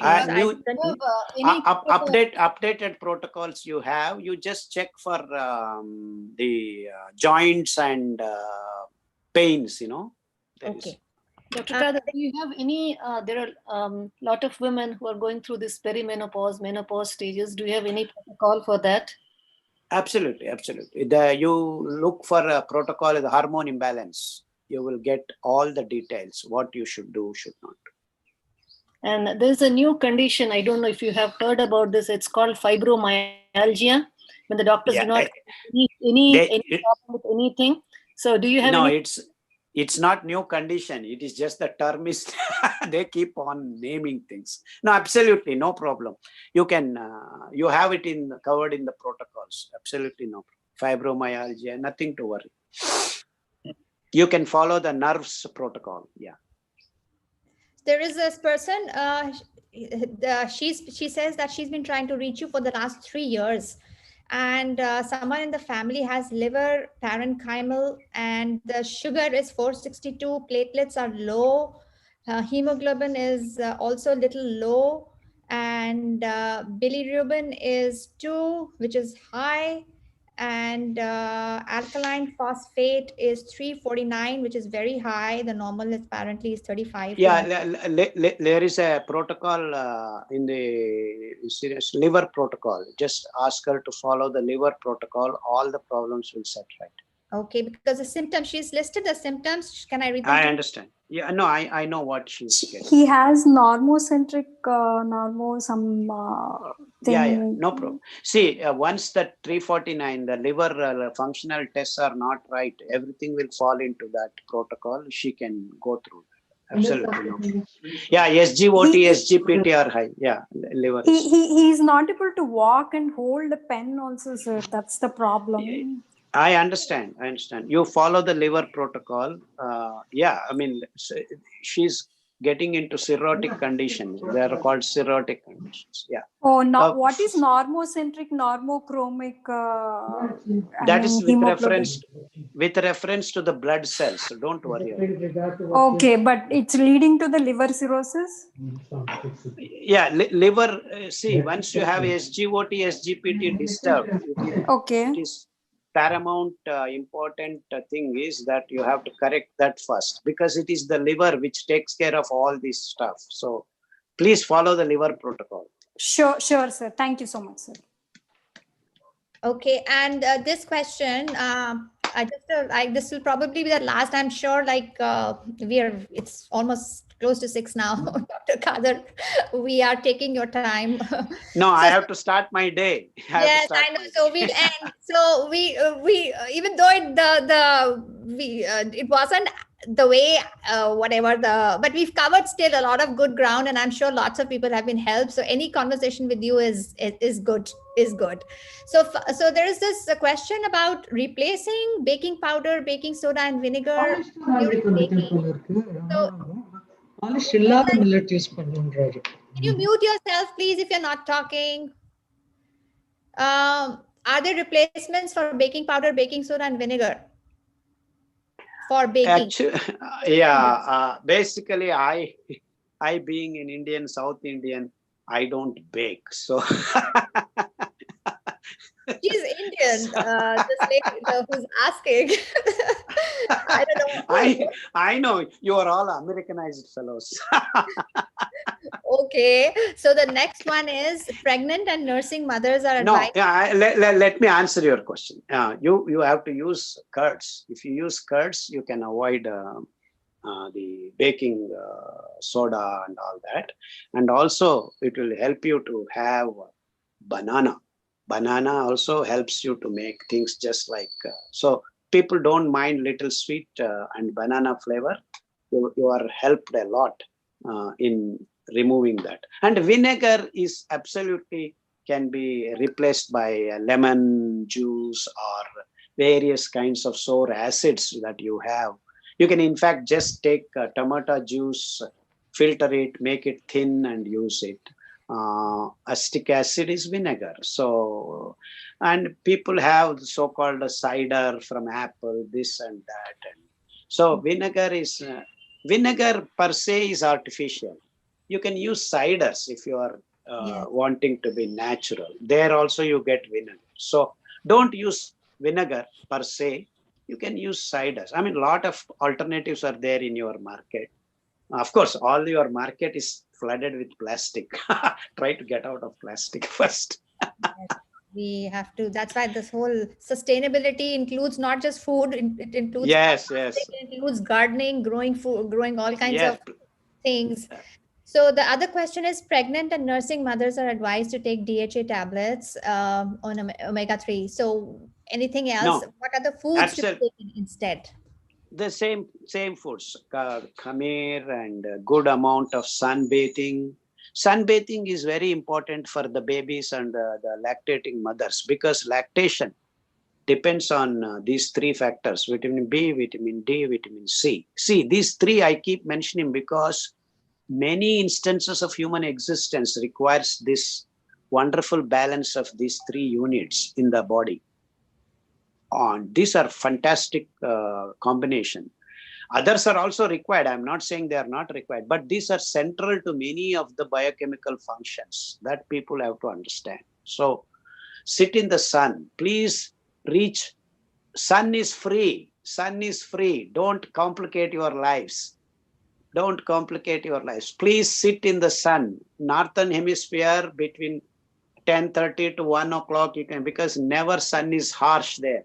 In tropical and subtropical countries, please seek the sun in the early morning and evenings. Very simple, very simple. Don't go out in tropical and subtropical countries in the afternoons. It is dangerous, not good for anyone. Okay, so this is simple as that. Have I answered your question? Yes, I'm asking for somebody, so it's that's what. So sitting in the sun is the best answer for all that people, menopause, this and that. So sun is very important. And that's what we call Surya Namaskara. You know, we have yogasana, 7 steps you of mentioned, Surya Namaskara. You mentioned in your talk today that there is a right posture to get to maximize the sun. What is the posture? Surya Namaskar, that asana or some other posture? Yeah, that same, the 7 postures, you know, to get to Surya Namaskar, you know, the body gets primed. Yeah. Okay. To do Surya Namaskar itself. Yes. 7 steps of the body movements, you know, it's not, Surya Namaskara is not one posture. It is 7 steps. Some people actually divide it into 12 steps. Yeah. So, yeah. Right. Okay. Dr. Kader, sorry, real quick, can you clarify about the sun that you just said about US and India? And you talk about ochre sun and things like that. So could you just clarify? Ochre sun, O-C-H-R-E. Yeah. That particular color of orange color, that's what we call in India, it's kashaya. In fact, a lot of cultural things are connected to that because I mean, I don't want to dwell into the cultural aspects and people mistake me, I'm talking religion. No, it is nothing to do with religion. The ochre color has actually the combination of 7 frequencies, basically.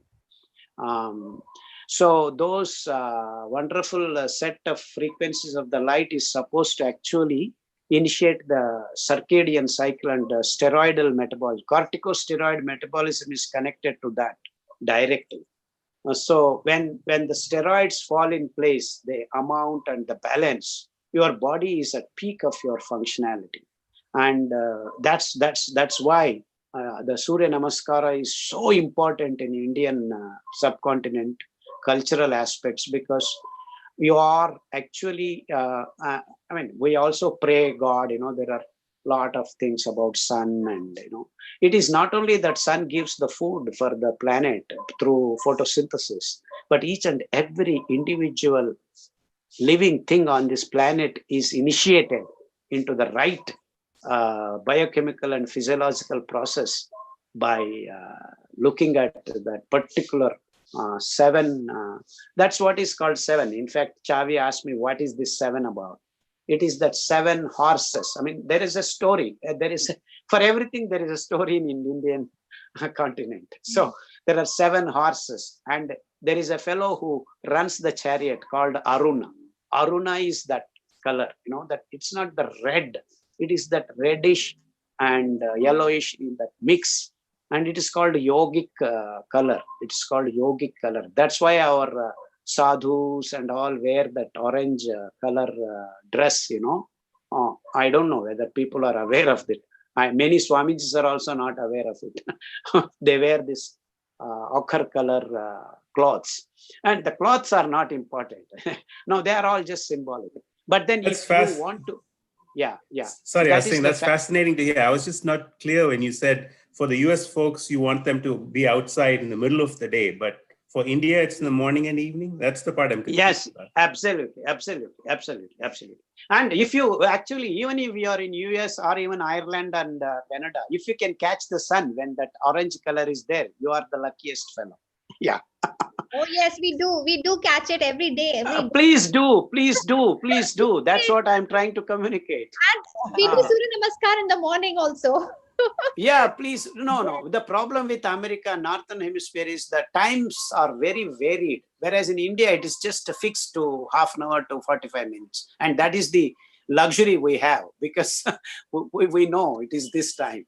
But in America, it's not fixed. It keeps varying. The sunrise and sunset are very different. And it is so fascinating. Yeah. It's brilliant. Thank you so much. That clarifies so much. Thank you. Ochre sun. Why don't we get to know about it the first lesson in school? Get the ochre sun. That's what, in fact, I have been telling in all my lectures to all these so-called politicians, why don't you introduce that as the most important thing, I think the health needs to be changed, revised, the syllabus, children's, by whatever they study in school. Absolutely. Yeah, actually, everyone should take this 2 years, and then Gunjilu, all these things have to be introduced. I'm adding this to my practice from tomorrow, doing this every morning. Ms. Chala, they don't even tell that the sesame has more calcium than milk. Yeah, absolutely. Yeah, that's what I meant by bias. I have written this down. Dr. Khader, I wrote this down, this question, which she just pointed out. Calcium. If you look for calcium online, sesame seed is not even mentioned in the food sources of calcium. And that's what I said, bias of the Western science. I mean, are they scientific in doing that? And there is a dispute as to how much calcium we should have in a day. Some say 1,000, some say 700 mg. They don't even know how much we need, how much should we, and that also supplement form, right? Supplement. Yeah, supplemental. How much should we see having? All this googling for the nutritional facts is actually a foolish thing to do. How much calcium is should we be just go with like what you have said, sesame, like 100 to 150 to 100 grams per week. Yeah, per week. That's the amount. Because this is by practice, we have found bones are strong. That fellows can climb Chamundi 5 times a day, no problem. I have a quick question, sir, regarding the omega-3 fatty acids. They say it's there only in the walnuts, but in the protocol, no nuts to be eaten. So where we can get the omega-3? No. You can eat nuts. I'm not saying don't eat nuts. You eat local nuts, unprocessed nuts. We eat ground nuts happily here. Yeah, omega-3, it's only found in the walnuts, or it's... No, absolutely not. Absolutely not. It is there in many Okay. places. Okay. And if it is not present, our body will make it. Don't worry. Okay, sir. Thank you so much. Abhijit, can you kindly post on the chat the multiple protocol links so that everybody can benefit out of, please? All the protocols. Yes. Thank you. Yes, I've been actually sending them out through the WhatsApp group. So if you email me, I can put you in the WhatsApp group, and all the protocols, whenever I get, I'll send them. I keep sending them out in the group. No, That helps. Chavi, you have already got some Facebook, I believe. You can put it in that. People Yes. can. Yes, I have made a Facebook group. Thank you, Dr. Khadar. Actually, I wanted to mention that. So if people can, if I, if you're on the group, I can send you the link, and then you can join and get all the information. Thank you, So Dr. will you please allow me to go back to my day? Yes. After one more question. Final question, sir. When will we have a Khadar equivalent in US who can tell us what are the equivalent leaves we should be using? That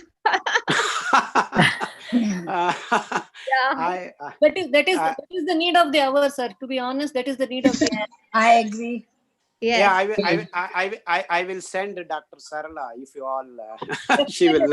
That should be so awesome, sir. That should be awesome. Yes. Yeah. You can research on the local stuff available and can guide people. Chavi, Personally, I'm not inclined to come back to America, so maybe I should ask her. I don't know whether my daughter is interested, but I will ask her. No, you both have to come. Thank you. We did not meet all. you the last time, so we want to meet you now. Thank you very much. All Shall right. I leave? Okay. I leave. So much, Dr. Thank Khadar. you. We appreciate your time. Thank you. Thank you, everybody. Thanks, Chavi. Thanks for that. That was wonderful. Chavi, can I have your number, please? I on my thing. It's my email, saveragirl2020@gmail.com. No, go slowly, please. Savera, SAVERA. Savera Girl, GIRL, girl. Savera Girl, and if you look on YouTube, search for Savera Girl, you'll find my videos. And I blog also on WordPress. I'll put my blog, and I put all this information on the blog. I try to do that. Yeah, but just tell me your email. Okay. saveragirl@gmail.com. Okay. Savera Girl 2020. Sorry. Oh, I missed it. Savera Girl Yes. 20. Let me correct that. Chavi, I couldn't get through my question. My question is, how much should we be eating? Like, how much? You can eat as much as you feel satiated with from. So because millets, they're never going to spike your blood glucose. So when you feel full, that's when you stop eating. Okay. And I've realized that you don't feel hungry fast. So you don't want to eat any of the junk food because you're so full with those millets. It really helps to lose weight, actually, because you avoid eating all the other junk, And that khichdi you sent was also very good, Anjali. Yeah, it came out very delicious. Oh my God, I was amazed. Maybe you should write the how you made it also. How much water. I'll do that. Because sometimes people are doing it like for they have not made it before, so it helps to know how you made it as well. Yeah. Shavi, are you located? Shavi, where are you located? She's in Irvine, California. Chavi, I have a question with the Ambli. Can you eat anything, any vegetables, any dals, or anything you can eat with when you are following Ambli? Not hot. Hello? Shouldn't be hot because ambali is fermented, so it has all the good microbiomes. Right. So you should not be putting hot food on ambali. Oh, so you cannot eat dal or sambar with If it's like room temperature, little warm, it's okay. Because I also do that. I put a little sabji or vegetable dish, then I have yogurt and some chutney or pickles with it. So the combination makes it quite nice to eat. Okay, so it has to be room temperature. Anything. Yes, it should not be hot. And no restriction on what you can eat, right? With it? No restriction on that. Just eat potato, anything. What I'm asking is, Chavi, that if I made that, And when I that see the protocols picture ఉన్నాయి today, already అంటున్నారు can అవన్నీ somebody, online లో. Somebody, Om Baba, Mr. Om Baba, can you mute yourself, please? అవును yeah ఏమా okay, my ఏమో question క్వశ్చన్లు is the ఎక్కువైపోయినాయి khichdi that I made today, the pulao, the khichdi, with the, I put carrots and peas and all the garlic and not garlic, rai tarka with kadi patta and all that. My question was, I made it hot and I ate it hot. Do I have to sit and keep it, ferment it, make it cold and then eat, or what? No. What you made was khichdi. It was not fermented millet. That's a completely different dish. Fermented millet, you make after you've cooked the millet and you let it sit for about 8 to 10 hours. And then it gets fermented. But what you made, you cooked millet like rice, like we do rice, khichdi, like that. So in that case, there's no fermentation involved. So you can heat it and maybe later on, if it's saved, then you can reheat it also, right? So, but it doesn't have the fermentation. No, it doesn't have fermentation. So it doesn't have that microbiomes. It doesn't have those microbiomes. So it's just the roughage of it. So I could have kept it. I could have kept it for fermenting and eat it in the night, make it in the morning, eat it in the night. Is that what you're saying? I'm not understanding this point. No, you can't ferment a cooked, the khichdi you've made. It's already made like khichdi. It's got the vegetables and everything, right? Fermentation, remember, we don't even add salt when we are fermenting. We just cook the millet and leave it. And we add salt or sugar if we want to add salt and if we want to have it salty or sweet after the fermentation process. But when you've cooked the khichdi, you've added your salt, you've added the spices, you've added the vegetables. So at that point, it will not be fermented after that. Oh, so just take the barnyard millet or kudo millet or any, first soak it, then put lots of water, cook it. Yes. Just cook it plain, nothing, don't add anything. You've just never cook made it. fermented millet yet? I made. The next day I ate it cold, but I didn't like it cold. So after that, after you've made it, you can add salt or you can add the palm jaggery, Dr. Khader says, or you can add these, have it with chutney or dal with warm little, not hot dal. And then you can have it. But can you put tarka on it next day? No tarka. No tarka also. No tarka. So just plain water and and after you've made khichdi, it doesn't get fermented. Khichdi I is think not if you make tadka in your dal or sambar or something like that, you can bring it down to room temperature, right, Chavi, and then mix it with the. Yes, you can bring it down to room that. temperature for sure, but it's not going to get fermented after that. I mean, if you're thinking it will get fermented, that's not going to happen. No. What I'm saying is, if you make the fermented ambali, yes, and then you want to mix it with the dal, I'm saying if you make the dal separately with the tadka and everything, and you mix the dal at room temperature with the ambali, yes, you can do that. Yes, But don't put tadka on the ambali. Oh, I see what you're saying. To give ambali that taste, little bit flavor or something. Correct. But you have to eat it thanda. That's the point. Not thanda. Warm. You have it like warm. When you add little like that warm dal to it, it will get a little warm. Okay. So, Cherry, I have a question on kashyams. Here in America, we don't get all the leaves. Yes. What do we substitute? And especially, I am from Chicago, and I have a very cold weather in winter. Yeah. So, and I am following one of the protocol right now, especially with the eye problem, and it talks about a lot of leaves. Yeah. Now I have a curry leaves, I have a neem leaves, and I have a tulsi leaves at my home. I dill grow also. them. In the eye protocol, I remember there is dill also. Dill, I buy it from the store. Yeah, that you get fresh. Yeah. So you have 4 already, which is good. Okay, so I can use those alternatively, right? Yes. So 1 week each. 1 week each. Okay. Yes. Thank you. Okay. Let us Hello. know. ma'am, I Do have we a need to question soak about, millet particles. to make the ambali? Do we need to what? Soak? Yes. Soak. Yes. So how many hours? 5-6 hours? It's better to do it 8 to 10 hours. Soaking itself. So Dr. Khader, as you said, he emphasized and re-emphasized and again said that millets must be soaked. Any form, whether it is ambali or it is as a rice, whatever form, before you're cooking or baking, you have to soak. Get benefits. And then how long we need to cook it? Just to make it soft, maybe for half an hour like that? Then the cooking will depend upon the process what you're making. If you're making fermented, then you have to add the water slowly, keep adding. He said slowly cook on low flame, medium flame, keep cooking, stirring it and adding the water, cooking it. And so that's for fermented millets. If you're making it like rice, then you can add whatever ratio you're using, four water and 1 cup millets. Then you can just add it all together and cook it all at once on medium flame to make rice, and then have it with anything. So depending on the recipe, then I would say over 3 cups water for whatever 1:3 ratio. Okay.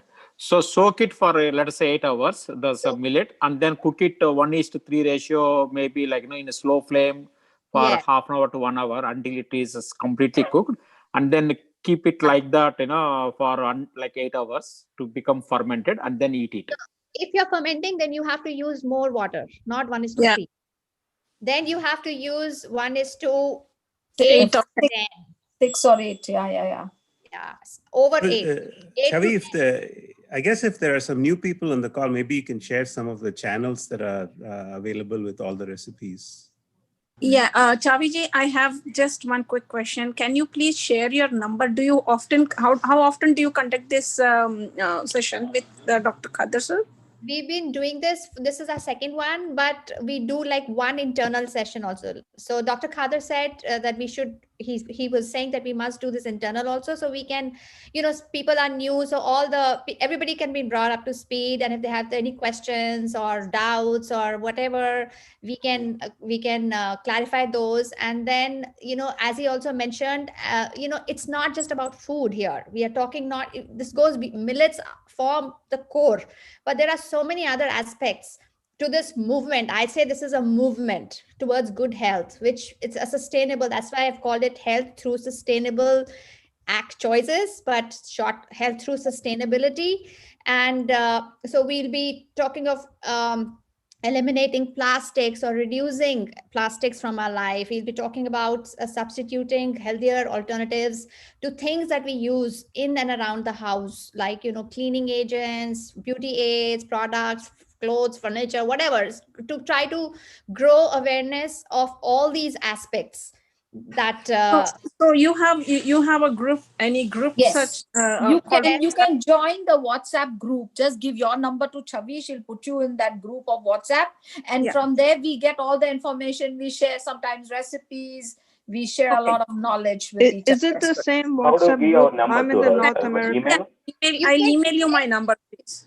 Email me with your phone numbers, saveragirl2020 at gmail.com. And I would really urge everyone to join the Facebook group that I recently created, because with WhatsApp, what happens, like, people join at different points. So I'm trying to consolidate all the information in an organized way, categories, so we can access them easily. So I've grouped them like millet related information, recipes in one section, then the gardening, whatever we keep adding, cleaning agents, or shampoo or beauty aids, or whether it be gardening related. So I've made different categories, and sometimes we forget things, and WhatsApp, things get lost also.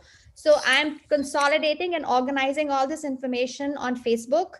It's a private group as of right now. So you have to join it, and I'll put you in the group, and then we can have discussions on Facebook as well, along with WhatsApp.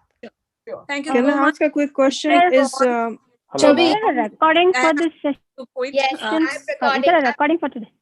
Yes. How will we get the recording for today's session? It will go up on the YouTube channel, Savera Girl. Okay.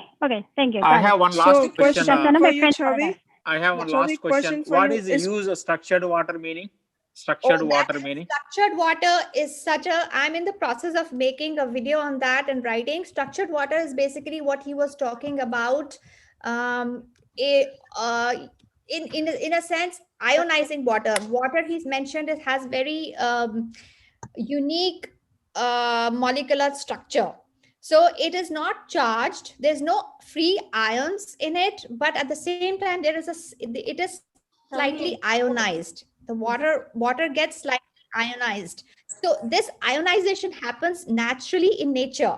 Like when water is flowing from the mountains and it goes in the stream and meandering, it develops a little charge, and this charge helps expels all the dirt out of the water, and it's clean. That's why we could in the olden times we could drink water from running streams. They would say, right, you can drink water from running streams.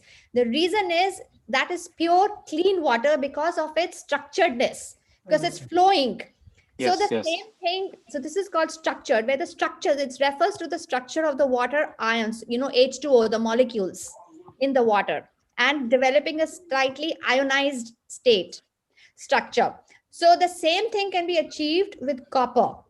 And he says that, in the olden times, the temples in India would be furbished with copper water for this reason, to purify water and to make it structured. Both. It does two things. Copper does two things.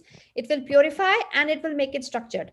And the same thing is done by silver also. Silver purifies water, but silver does not make it structured. So copper is very, very special that way. So he encourages us to use structured water for cooking also, because it does what it does it because of the slightly ionized, the charge developed in the structured water, it penetrates the cells in our body, all the body cells, and takes out all the impurities. It cleans the body completely. So that is why structured water is very helpful and encouraged. So I just want to add one more thing. This is Sridhar Nagareddy. Can that So- water be heated, shall we? So hold on one second. Let me complete my conversation on this. So if you want to charge, you need to take a gold, as she was mentioned, gold, silver, and copper. Put those three in equal proportion in the water and boil it like for 30 minutes and drink those water. It's going to increase your immunity. So my dad passed away with cancer, and one of the charging things they suggested is this water. So 30 ounce gold and 30 ounce copper and 30 ounce silver, you boil 2 liters of water and drink it entire day. That is going to help you charge your immune system. Did it help him? Yes, it helped, but it's always good. And one more thing, I think going forward, if you have a YouTube channel with all these recipes and the things and stuff, like a question, my question was vaccine, who need to take the vaccine, how we can get immunity. So this is in this pandemic. Dr. Khader says No. Hold on one second. Let me complete. So put it on the website, and what are the things we need to do it. You need to give these recipes and how we need to boost the immunity, and the recipes we can post it. That's going to help. Everybody's going to have the same questions. I know, instead of repeating, we can have these and probably help them. I know you have so much knowledge. So post it on YouTube and give the recipes and follow, and the kind of it's food, the intake, right? Your food and exercise, those both goes in hand. So what kind of food we need to do, what kind of exercise we need to do on daily practice. It's not how much we earn, how much we are investing in our own health and on our own family. This is going to last forever. So we need to take it this serious, and we need to invest in our family and our habits. So just this is all Kadravalli family, or you call it whatever way. We need one happy family to share. So thank you very much. First thing is you and Raj hosting these and bringing Kadravalli to these. I want to thank you. And we need to practice. Right now, it's Surya Namaskara is going to sun salutations is spreading across United States. People are doing it. We want to do Kadravalli diet, and this pandemic, we want to take care. So help us how we need to proceed. Put those steps okay, every day do this. Every week you do this. Those are the steps. Everybody has the same questions. So I just ask you to put a standard template and follow these things. And if you have any questions, we are here to help. So thank you very much. Brought my heart, and like I think there's more than like few hundred people joined this call, hosting a very short time. And thank you very much, you and Raj. I appreciate your help. Yeah, I'll do that. I'll put it. And if you look for my Facebook group, Health Through Sustainability, I just posted in the chat, and send me, just click on that and I'll admit you in the group. I'll, because it's a private group. And can you send us an invite or something? I really don't know how to join here. I did put the invite in the WhatsApp group. I'll put it again. I'll put it again. Anjali, I think you didn't. We are not in the WhatsApp group. What do we do? What do we do? Okay, if you're not in the WhatsApp group, please email me saveragirl2020@gmail.com and give me your phone number. And I did. Okay. And I'll add you. And if you join the Facebook group, you can find on Facebook, just search for Health Through Sustainability and click on that, and I'll put you in the group, WhatsApp, in the Facebook group. And if you want to look at the videos, just search for Savera Girl on YouTube. And if you want to read some of the articles I write, then the blog address is saveragirl.wordpress.com. Shavavi, I missed I'm sorry, I was late. Did Dr. Kadar go over what the vaccine for COVID? I heard the gentleman that was speaking before ask very briefly about that, and you were going to say something, but you didn't finish. So yeah, he's not in favor of the vaccines because he doesn't think it's required. If we build our immunity, we will be we will achieve the same results. And as we all know, the strain has also changed in numerous places in the world, and it's not clear whether the vaccine is going to be able to tackle these changes, those strains of viruses. And secondly, this vaccine has not been tested adequately as the vaccines usually are. Hank Aaron just died today, and he had his vaccine 1 week ago, they said. I think the baseball player, that famous black baseball, Hank Aaron, he died today. 1 week after receiving the vaccine, he just died. But also, I think it's very important for people to know that it's not really a vaccine because you can still get coronavirus. All it does is it supposedly, allegedly will reduce your symptoms, but you can still spread it to other people and you can still get it. So it's not a vaccine. It's some sort of shot, but it's not a vaccine. Yes. So people need to understand that they're not going to stop the transmission. It's not going to help. And the problem also is because all vaccines are patented, so they are covered by secrets. So you're not allowed to, you can't tell we can't know what's exactly in the virus, in the vaccine, and what it's going to do and what exactly it's going to target. So those are all very fuzzy things.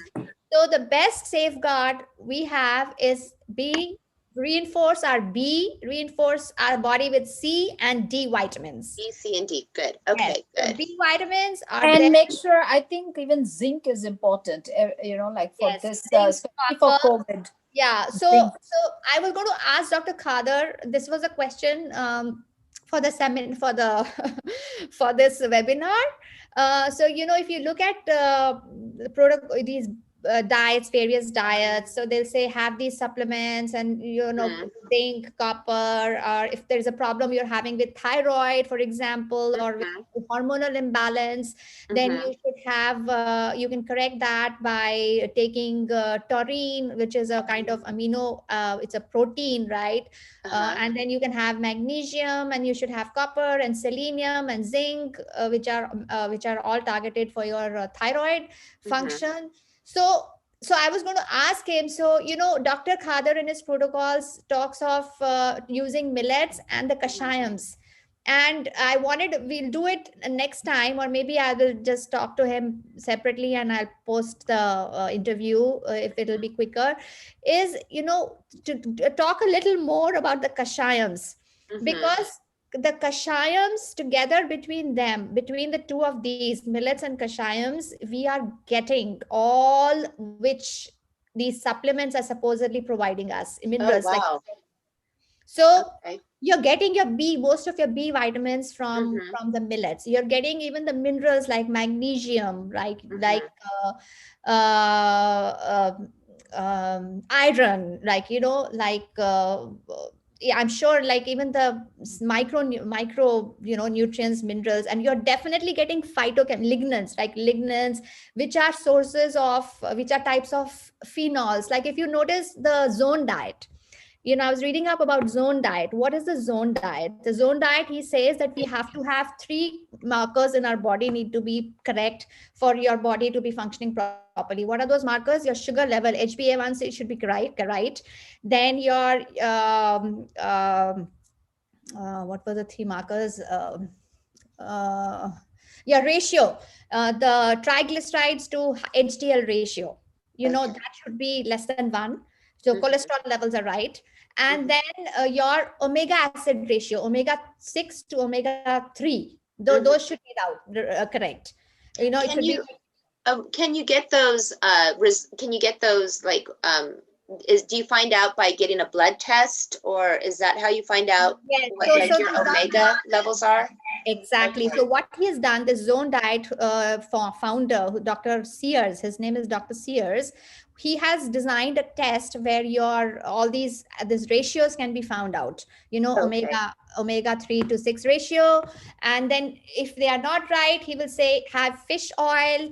And then for your for other things, to correct your other ratios, you reduce your carbohydrates, and then you have these polyphenols. So for polyphenols, what he has done is he has made a patented capsule which gives you these polyphenols. And what are these polyphenols? They are basically phytonutrients, phytochemicals. And Dr. Khader has been saying we get all of these phytochemicals, these phenols, these lignans from the millets and the kashayams. When we boil them, the leaves of these the leaves that he has on the protocols will provide you all of this. So you don't need supplements. So in his protocols, there are no supplements, and people have been getting rid of their conditions. They have been reversing diabetes, right? They have been getting rid of muscular dystrophy, which is a complicated condition.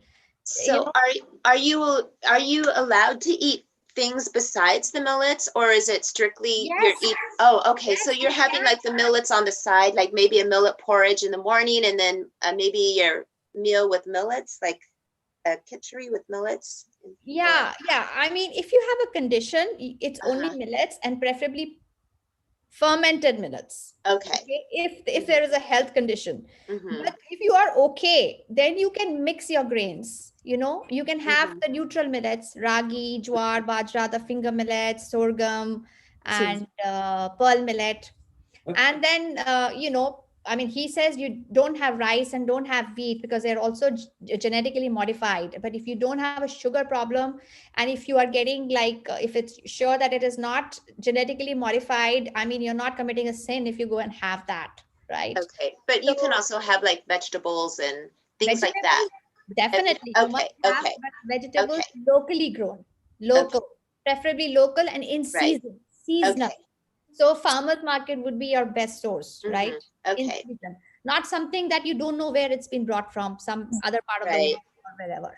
Basically, Chavi, so far what I have understood of the short time that I've started using millets will replace your sugar, the rice and the roti. Yes. That's the place it takes. Either you make it as rice or you make it as a roti. As your, so that's what it's substituting. But you still need your vegetables or your dals or your whatever.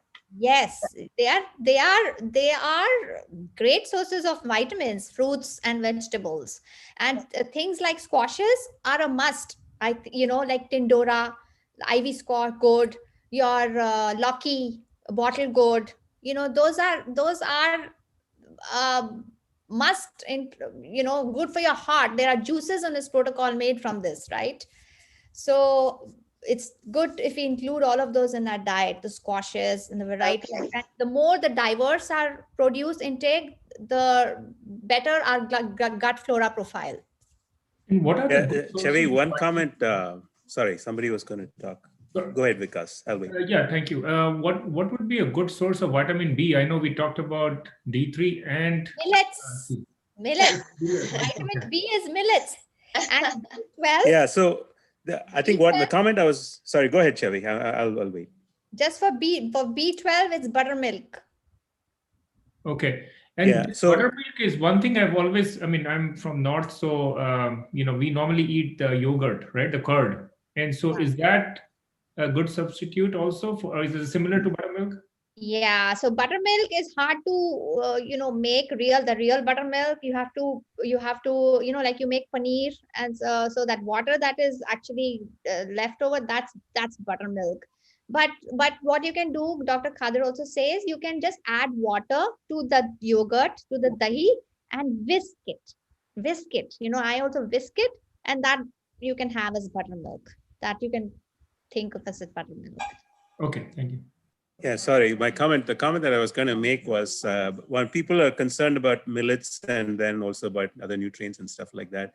One thing to be said is Dr. Khader's protocol takes care of all of these worries and just really simplifies it. Because if we all think about, go back to our high school science, minerals are something that occurs in the soil and plants take them up from the soil. And it is available in the necessary quantities and perfect quantities that we need. So all these questions about zinc and magnesium and iron and this and that, it's all taken care of. Even calcium, same thing, it's a mineral. So no problem there. And then the other thing that I was going to also say was about the some of these diets, Chavi.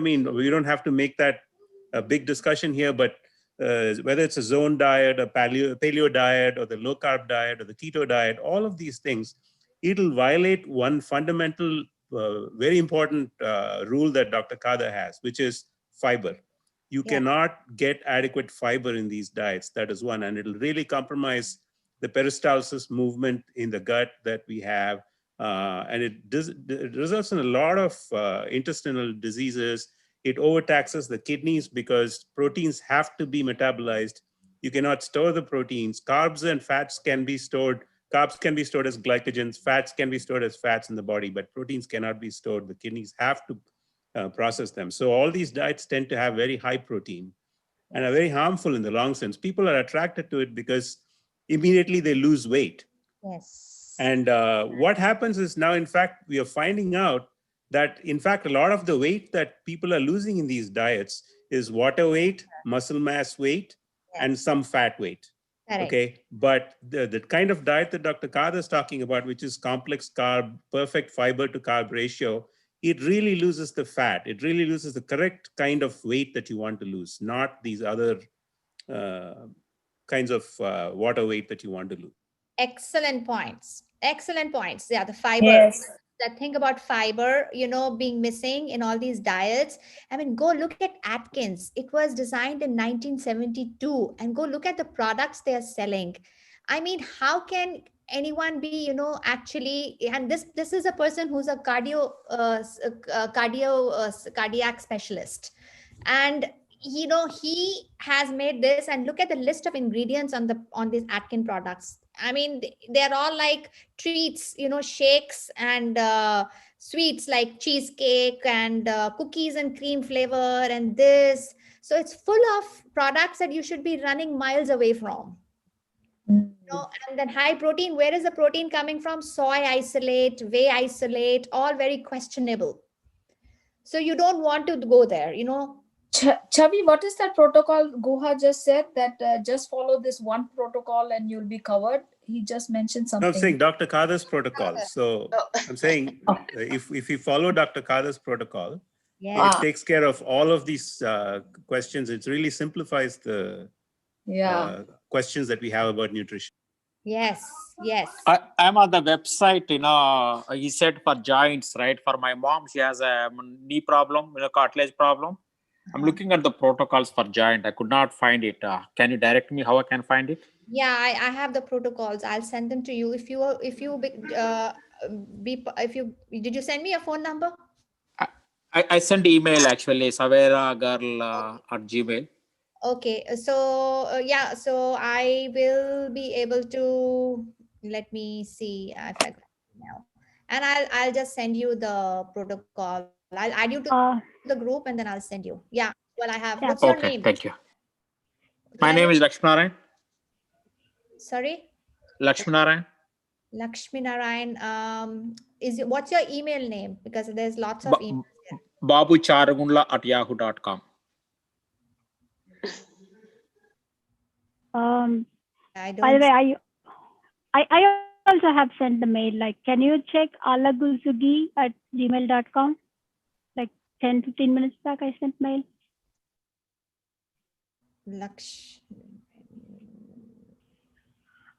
It's not on the chat. You've not put it on the chat, right? So you did Savera Girl 2020, right, Sugi? Yes, Yeah. Alagusugi. Yes. Okay. Yeah, Thank you so much. Yeah, awesome. Thank you so much. I have a question actually I wanted to ask when the doctor was there. So there is a thing about that millets and consuming it for a kidney patient, like kind of like kidney stone. My husband had kidney stone. So like consuming that, is that okay? Like I have been confused because doctor says no oxalate kind of, and proteins, high in protein. Is it okay to give it to my husband? Millets? Oh yeah, no. Yeah. Millets are totally safe. He should be having only millets and try. And how about proteins? Proteins? Is it high in protein?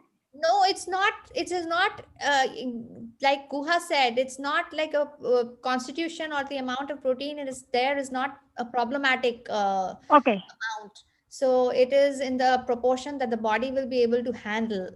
Okay. So for kidney, so kidney you have to have barnyard for 3 days and the rest for a day.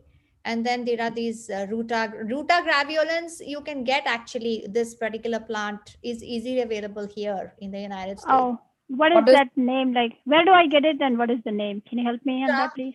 RUTA. RUTA. Graveolens. GRAVE. Hold on one second. RUTA. What is that? GRA. Ruta is one word, and the second word is grave, like grave. GRAVE. Okay. Where do I get that? I got that. Where do I get that? I got it. It was there in the farmer's market. The person. Oh, okay. And it was also there in the nursery. I found it in a nursery as well. And what? Okay. Fenugreek seeds you have in your kitchen. And then you need Punarnav, the plant. And then you need this Bryophyllum pinnatum, and you need 2 other leaves which we have to find. Can you send that? Can you send me that list for me? Yeah, by mail or by what? Yeah. The thing, and then I'll share the protocol again. That would be great. Yeah. So awesome. Thank you so much. Ma'am, this is Venkat here. I've been waiting for so long to ask a simple question. Sure.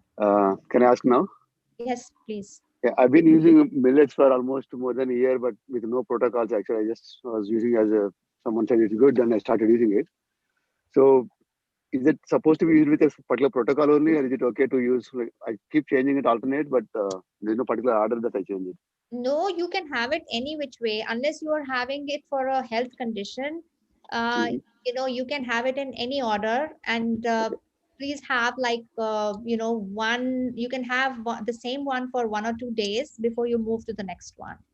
Okay, I have actually a condition as well. Like I have back pain, like L4, L5, disc bulge kind of thing. Yeah. So, is there any particular protocol for this one? Back pain as well as neck pain as well. There is a protocol. I'll send you. Actually, I sent you an email to add me into the WhatsApp group as well. Sure. Yeah. So you have to have L4, L5, foxtail, and brown top for 3 days each. Foxtail and brown top. Okay. And then the other 3 for 1 day each. And then there are the kashayams are curry leaves, parijat, guava leaves, imli, tender tamarind leaves, Pongamia pinnata leaves, and this Abutilon indicum. All these leaves, finding these leaves are so difficult, man. Yes, so we have to make a group and like share and find out. And there are online websites which seed companies, and see Dr. Khader, what he said, it was so shocking that, these people, they're trying to mm, like monopolize and get control over what, is grown by farmers and what can be grown. But we have to start and growing it in our yards, whatever space we have, then take it to our cities and take it to, every level that we can. And that we will do from this group, starting from this group, by just spread it gradually, slow and slow. Yeah, so Chavi, sorry for interrupting again. So I know these leaves, right? We are trying to form a group and then grow. At the same time, how about if we can grow the millets? I know I have space in my backyard and I'm in California. I wanted to grow because we are talking about polished and hulled, all those things. I want the raw millets so that I get more benefits. What do you think on that idea? Well, no, raw millets, you won't be able to eat raw. You have to hull them. You can't eat them straight out of your yard. If you have a yard, then you have to have a hulling machine, which is good. I mean, we need. Yeah, I can do that. So any of you, if you get in touch with any farmer, there are farmers in Central California, right, who are growing. Many Indian farmers who are growing. So I've been trying to reach out. Find a contact and somehow, see if we can grow. And then maybe like somebody in the group offered that she has some land. She has 7 acres. Yes. So, I have a lot of places here and I can even rent a place and then farm it also. I'm like so interested in doing it. So that's awesome. So what we can do is, where are you? California, Fremont. Oh, Fremont, very good. Northern California, yeah. So we can get somebody like Raj. Raj is also trying to grow in Texas. Okay. We can get the know-how from Dr. Khader, and then we can make it happen for sure. Yeah. I can help also. Yes. We can. Thank you so much, Anjali. Hello, Chavala. I sent email, Lakshmi Charagundla. I think I sent 2 times today. Can you add me to the group? I got it. Okay. And also, my colleague daughter, who is in college 4th year, she got, Hutchinson lymphoma cancer. She's going through chemotherapy. Can you send me the protocol for liver cancer also, please? Wow. Yeah. So email me her details and then I will send you right back the details of your daughter, the colleague's daughter. Yeah. You mean the disease name and the age? Yes, disease name, age, and if there is any specific test result, I can run it by Dr. Khader. Actually, it is found out on MLK Day, like 4 or 5 days ago, and first chemo started yesterday. Oh, I'm sorry about that. That's so. If you, I'll definitely reply back and I'll run it through. It should be there in the protocol, but I will confirm from Dr. Khader as well. Sure. Thank you very much. I appreciate it. Hi, Chavi. This is Ritu. I have a life science background, and if in this group you are looking to get some leaves from nurseries for the kashayam, I'm able to help. I'll be glad and I'll try my best to help. I have a botany background. That will be. And where are you based? Ritu, you're in Atlanta. Yes, I am. Do you know Atlanta has the state tree of Atlanta is actually the Kashayam immunity protocol? Which one? I know that. I did not know that. Quercus virginiana, live oak. Oh, wow. I only thought it caused... so you can start drinking the kashayams from that tree, and apparently it grows everywhere in Atlanta. It's all over. Yes, it does. It causes a lot of allergies. She has to send us now. Live oak, ma'am. You said live oak. I am from Atlanta too. Yes, live oak. Quercus botanical Quercus virginiana. Is that a plant? I have to buy it from the store? Tree, and it has shiny leaves. Leaves are like just tiny small leaves. Oh, kashayam with just that leaves, right? Yeah. Just those leaves only, nothing else. Just the leaves, yeah. So somebody packed me the few stems of that and mailed it to me, and I had the kashayams for like 1 week of live oak. Wow. Live oak. But But that's it's not a oak is a sustainable big tree. It grows into a big. It needs a lot of space to grow. Yes, isn't it? it's a huge tree. Huge oak tree. Yeah. Yeah. There is a California variety, live oak, but it's Mm. not the same. That's not the same. It's the Quercus virginiana, which in Atlanta, which we need. Wow. Let me know how I can help. I have some knowledge and a huge interest in Dr. Kadarwali's. So send me an email, Ritu, please. I did. Savera girl. Mine would come out, maybe it'll come out by my name, Ritu Srivastav, or it comes out as ZNI4. I don't know how you're getting it, but I just sent an email, savera2020 @gmail. Not Savera, Savera girl. I think I did that, Savera girl. I can send it to you again. I don't see a Ritu. I sent it like 20 minutes ago. Give me your phone number just in case I. Anyway, Chavi, I will leave now. I need to go We'll end somewhere. now. Ritu, please give me your number.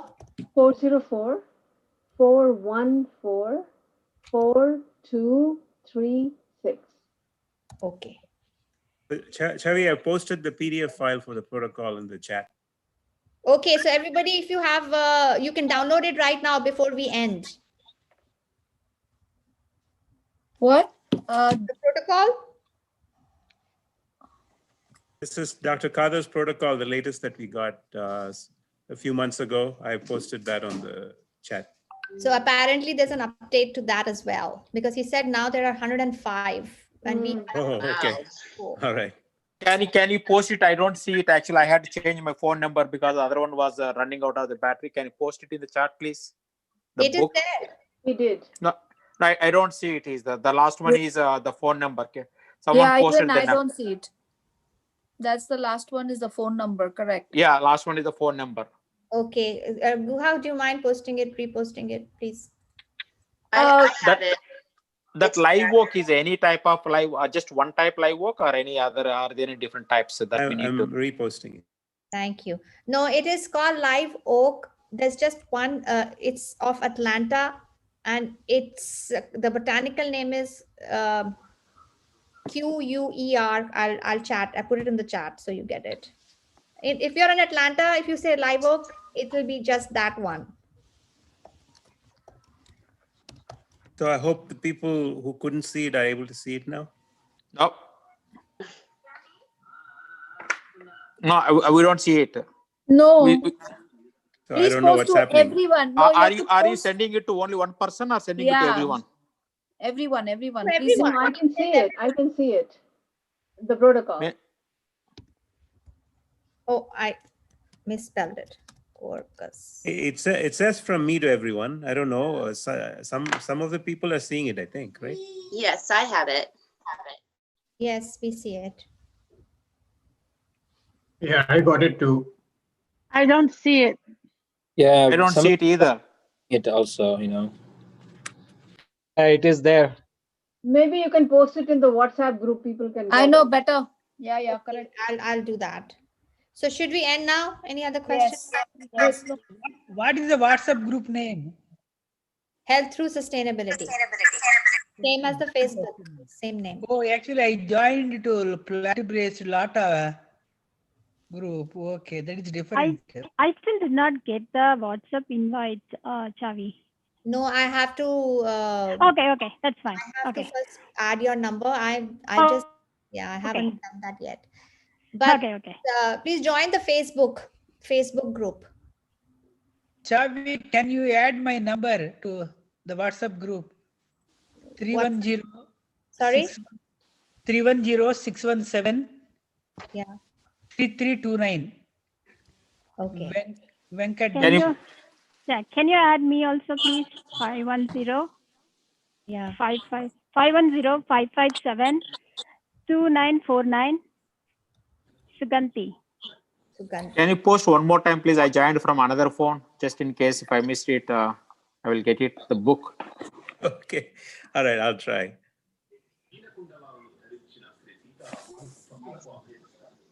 Could you please put another number, please? Why don't you also summarize what you just were mentioning about the diet and put it on the WhatsApp group? Guha. Hold on 1 second. So I posted it again. Sorry, what were you asking, Chavi? Can you? I was saying, could you please summarize what you just summarized here and put it on the WhatsApp? Like what's missing, the fiber missing in the other diets. Oh, sure. Yeah. You want me to post those 2 comments in the WhatsApp group? Yes, please. Yeah, I'm happy to do that. Yeah. That'll be awesome. Yeah. Madam, please add my number too. Already add me. Chavi 510 Siddhanti. Yeah, 5572949. No, I haven't added it yet, but I noted. Oh, okay. Okay, got it. Okay. Please add me, ma'am. 1-302-753-3198. 302-753-3198. Yeah, 302-753-3198. Okay, I got it. Thank you, ma'am. Sure. Number please, 919. All right. Falguni, you got your questions answered. How are you? Thank you so much. I'm good. How are you? Good. So there are. Good to see you. You too. Sorry. So you have the baking soda. There are there's aluminum free also you get. If you want to. Yeah. I didn't know that. Baking soda is not bad because baking soda you can even drink. Actually, sometimes it's good to drink also in water, but just make sure it's aluminum free, and baking powder as well. I also use it sometimes, and I use curd. Like he was saying, in all the cakes I bake, curd is excellent. Again with a little water, like buttermilk, whisk it and pour it.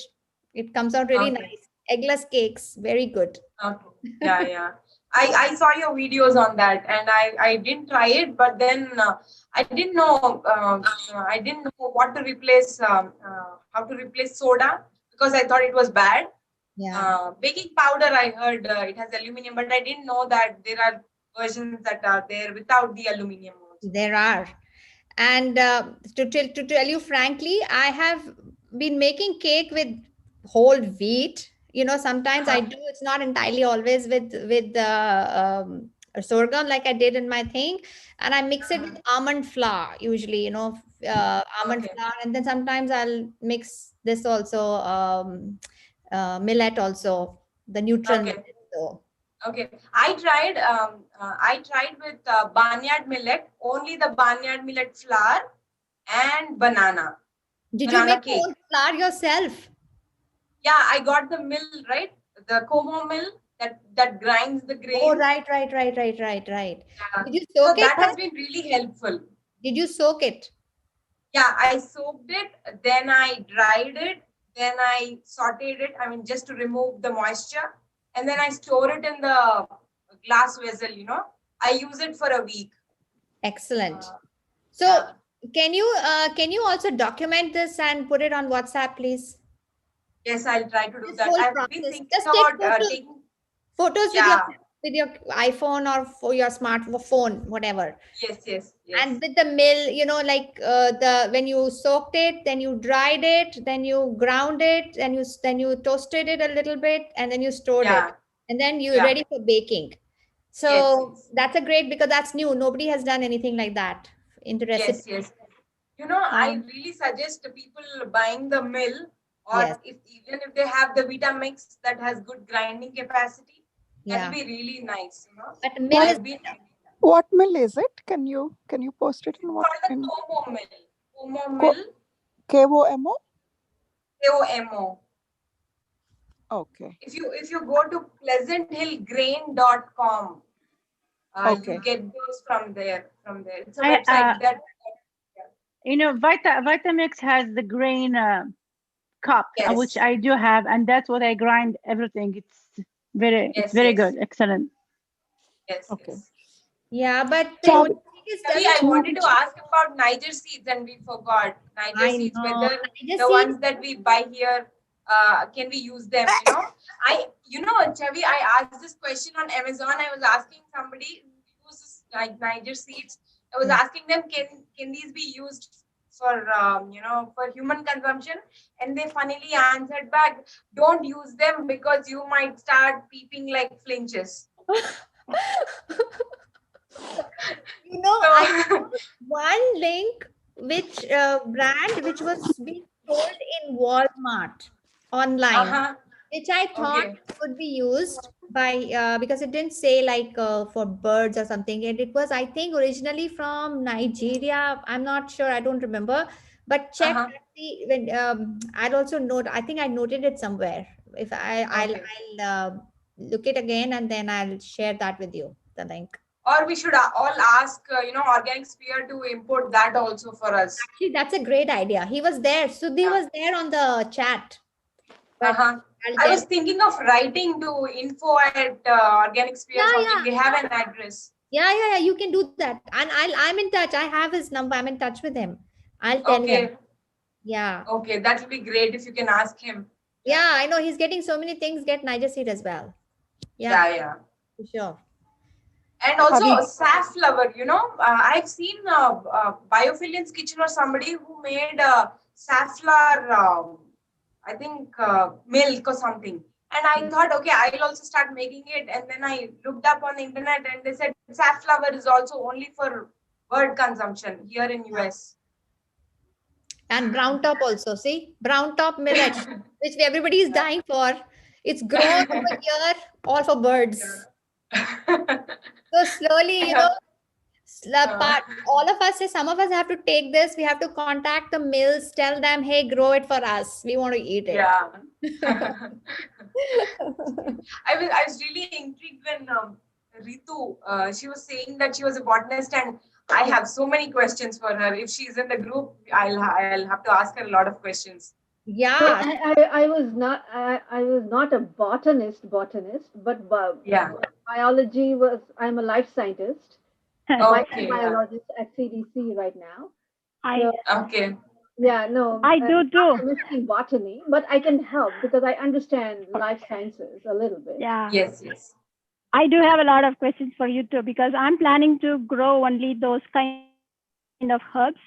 And I normally buy it from India and then bring that powdered herbs, but I wanted the fresh one. So I'm so longing for that, Ritu. I'll be bothering you with a lot of questions. I'll help whatever I can. But thank you. And especially with Chavi's help and guidance. If like how Dr. Khader was saying that we can do this in 3 months, check out what is the equivalent of the plants here in the nursery, in this protocol. Maybe if you guide me a little bit, if that is something a need of the hour, because everybody is asking for those kashayams.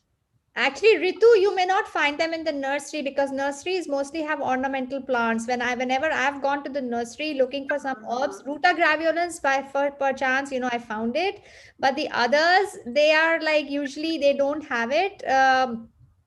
So you have to source them out. Some nursery, maybe somewhere. For example, I was looking for this particular kind of cactus, and I looked online and there was nothing that was available locally. And then one search popped up, and that was in actually nursery, which was fortunately not very far away from here. It was in San Diego. But I drove there, it was an hour away, and I found it from there. And they have some rare cactus. So sometimes you'll have to search, which nurseries have what. So we have to go around doing a lot of legwork. Online. Right, and especially what is equivalent, that is the key. That's what Dr. Khader was pointing at. You should take up an initiative and try and do it. Dr. Khader says if we can find at least 3 in from the list, that will be enough. Right, that's what he meant. Yeah, that's right. I could find one. Actually, I could find the pine that has 5 what are they called? Spikes. So I was able to find that near my house, and I drank it last year. We made kashayam out of it, and my 2-year-old also, she liked it and she drank it. Nice. It's so difficult for us to believe, like he said, right? We have to slowly spread. It's difficult for us to believe that these leaves are giving us in this simple tea so much. We can't wrap our heads around that. We believe in a pill from a store, pharmacy, but we won't believe in this. So that mindset has to change. People ridicule you when you tell these things, Why? Yes. Of course, these big companies are there only to help you. They're making so much. They're putting a lot of effort, and they're making these pills. Why can't you believe that? They say. It needs But a you're shift right. in perspective. Complete. Yes, you're right. And then they say this thing is not FDA approved, and just go for it. And I mean, we know what FDA is doing. Most of the pills are treating the symptoms and not the root cause. Yeah, not only that, this is basically that you need to show a formula to them, and then you have to verify and validate that formula. That's about it. Yeah, there's really no research that shows that these isolated supplements have any benefit at all. In fact, they could be doing harm more than benefiting. Only when you take them in the form of foods that are rich in the necessary vitamins and minerals and stuff like that, the body is able to actually absorb them. Right. That's absolutely true. And only several years later, somebody raises a flag, and then you kind of find out, right? But until then, everything is business as usual. In one of the researches on paleo, somebody has paleo, they have what written is that folic acid, like FDA or the government requires that folic acid be added in the enriched flour, right? Folic acid, because it's an essential nutrient that we need. Otherwise, people with nerve defects, children with nervous disorders are being born. So then they're like, folic acid is a manufactured synthetic product, and it is, why should everybody be, if it's only for children, only pregnant women should be eating. And even it's not good for them because it collects in the body and it actually damages more than harm. Whereas what we need is folate, which is naturally occurring in the green leaves, right? And the vegetables. So between themselves also, they keep attacking each other also, right? But there is truth in that supplements, we don't know like how much of it is really bioavailable.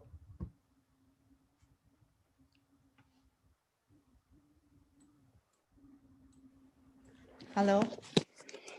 I sent email just now with that cancer thing. Please send the right protocol. Okay. All right. Thank you. Raviji, can you add me? My number I is. sent an email already. Could you please add me as well? Did you? Chavi, this is Sham here from Houston, Texas. Quick comment. The liver is fighting against all these foreign type product, foreign type of foods, artificial chemicals, everything we're dumping in the liver on the name of medicine.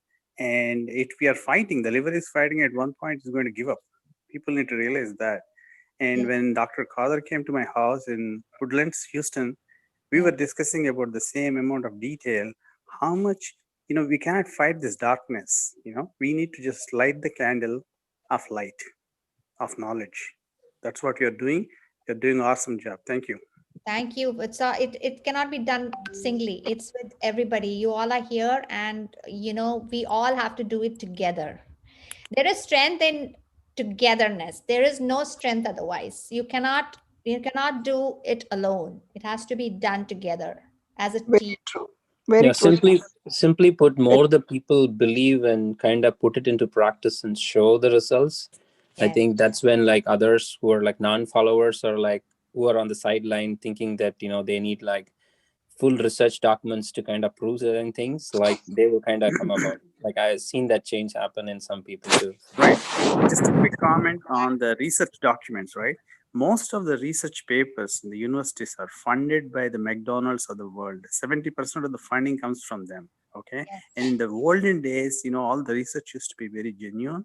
Nowadays, Dr. Campbell, talk to him, Cornell University, he explains how the funding works, what kind of research is getting funded, and how it's getting manipulated. It's all in darkness. We can't just fight the darkness. You well said, you have to communicate from our neighbors and everyone we know, educate them, bring them on board, solve this problem by ourselves. Yeah. You can't just get it. Harvard is not going to support you. And these people are all in. This Rockefeller's medicine, this is all. They're all in. They are not going to change. There's $1 trillion industry. Can't fight against it. Yes, you read any document on Harvard, any something on herbs. Oh, this is known to be true for that, but there is no evidence. There is no, they always end with a very negative statement. So you're left with that ringing in your head, Yeah. So it's like all the people I know closely around yoga and Ayurveda, they went through that road and they know where it stops. It's all about money. If everyone is healthy, nobody can make money. Yeah. Yes, but we are going to change. We are going to be the harbingers. We have to change it at a grassroots level, just like what we are doing. We have to communicate, show that experience, let the people experience it, and let them, get the data and show them. It's a long process, but this is the only process at the moment we have, and we need to be innovative also. Like these discussions. Yeah.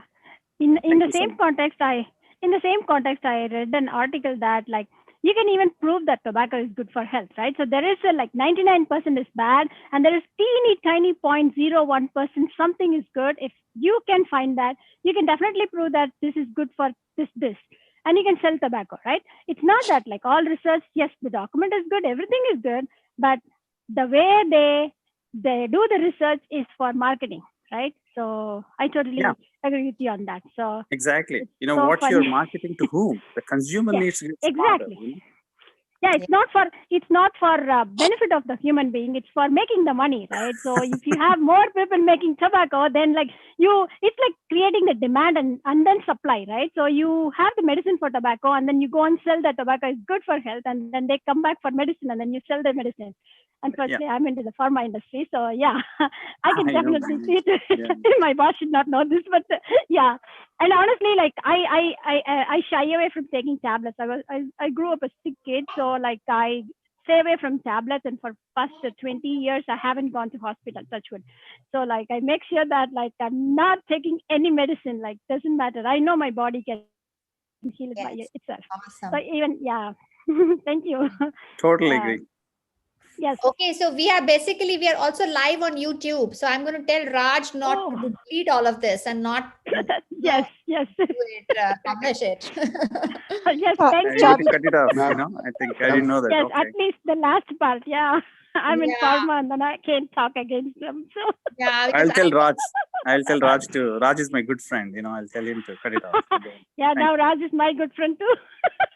Yeah, because the YouTube link he set up, so I can't control it. So we are live on YouTube also. Okay, next time we'll have a personal meeting, Chavi. Thank you. So one thing I did want to say about a lot of these research papers, what unfortunately happens because of a lot of points that people have made here about industry funding and all of that, they actually, before they go into the study, they know what kind of outcome they want to get. Yeah. And so what they do is they design the control group and the experimental group such that they know they'll get this result. And so, for example, they'll feed the control group a really bad diet, and then they'll add whatever they want to prove to the experimental group and say, oh, it made no difference.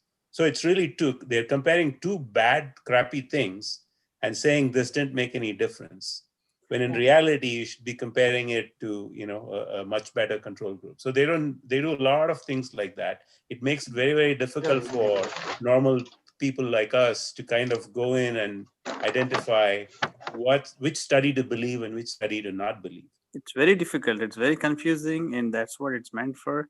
And you have to follow the money line, where it's getting funded, who is funding, what is the purpose behind their funding. It's all around that. Yes. Yeah, they define the metrics, and then the goal is towards the metrics, right? So yeah, like you said, they define. This is the result I want. Go do the research. I'll give you $1 million. Come up with the result that this proves. Like I wanted to prove 1 equal to 2. Go do whatever you can to make this right. Yep. So I don't believe in that FDA, or I don't believe in any of that. So yeah. I mean, the FDA is another clerical system. They are not doing anything. They just look at the results provided by XYZ. Yes. They don't have intelligence, Exactly. So we do file for our medicines, right? For drugs, like we call it like molecules or drugs. So we file FDA approval. So I know what happens there. So the other problem is also conflict of interest, right? Like you have revolving doors between the industry and the agencies and stuff like that. And while on one hand you need the expertise from the industry to be able to to make good decisions, it can work both ways. So that's part of the problem. Yeah, exactly. It works well for emergency medicine. Exactly. Bingo. Yes, that's what I was about to say. It's for emergency, but for non-emergency see, during that period, they have to sustain the business. For that, they are creating the demand and then they are providing the supply. So that's what I meant by it. So how do they survive during the non-emergency? And then they're creating everything look like an emergency. Everything you say like emergency. If you don't go to an emergency, you don't get treated well here. So the healthcare is so like messed up. I mean, it's a disease care, I don't not know. healthcare per se. Bingo. Yes, care. it's not healthcare. It's disease care. Exactly. Yeah. As soon as you have a disease, you are in business. You know, Exactly. as soon as you have a disease, you are in business. Yeah. Yeah, They suppress the symptoms. They simply suppress the symptoms. They don't cure. They suppress the symptoms, right? They don't even know what the root cause is. They suppress the symptoms. Like it's so stupid. Hi, Yatri. Oh, hi. I had the baby sleeping, so I had everything off and I was listening Dr. Khader with video and camera off in case, you know, she wakes up and all. But now that she's awake, I can turn the camera on and listen. All right. Okay, I think we should go with Chaviji, 7 past. Chaviji, this is Bhavani. Can you add me to WhatsApp group if you don't mind? My number is 703. 6233481. Yes, ma'am. Yes, ma'am. Yeah, My name is Bhavani. Yeah. Thank you. Thank you so much. Ma'am, Thank one more number, you. please, ma'am. Chavi, is this the same group that I'm in? Yeah, the same. Oh, okay. But everybody should go join Facebook also. Because Facebook, I'm putting all the information, like I said, in organized way. So Ma'am, everybody. one more number, please, ma'am. 919. So, okay, that was great. We had a good session. Now, next will be some internal session. We'll have a meeting on some nice. One last note. Sorry for taking your time. So one thing I heard about, like, I was so excited in this session because you wanted to talk about vaccine, right?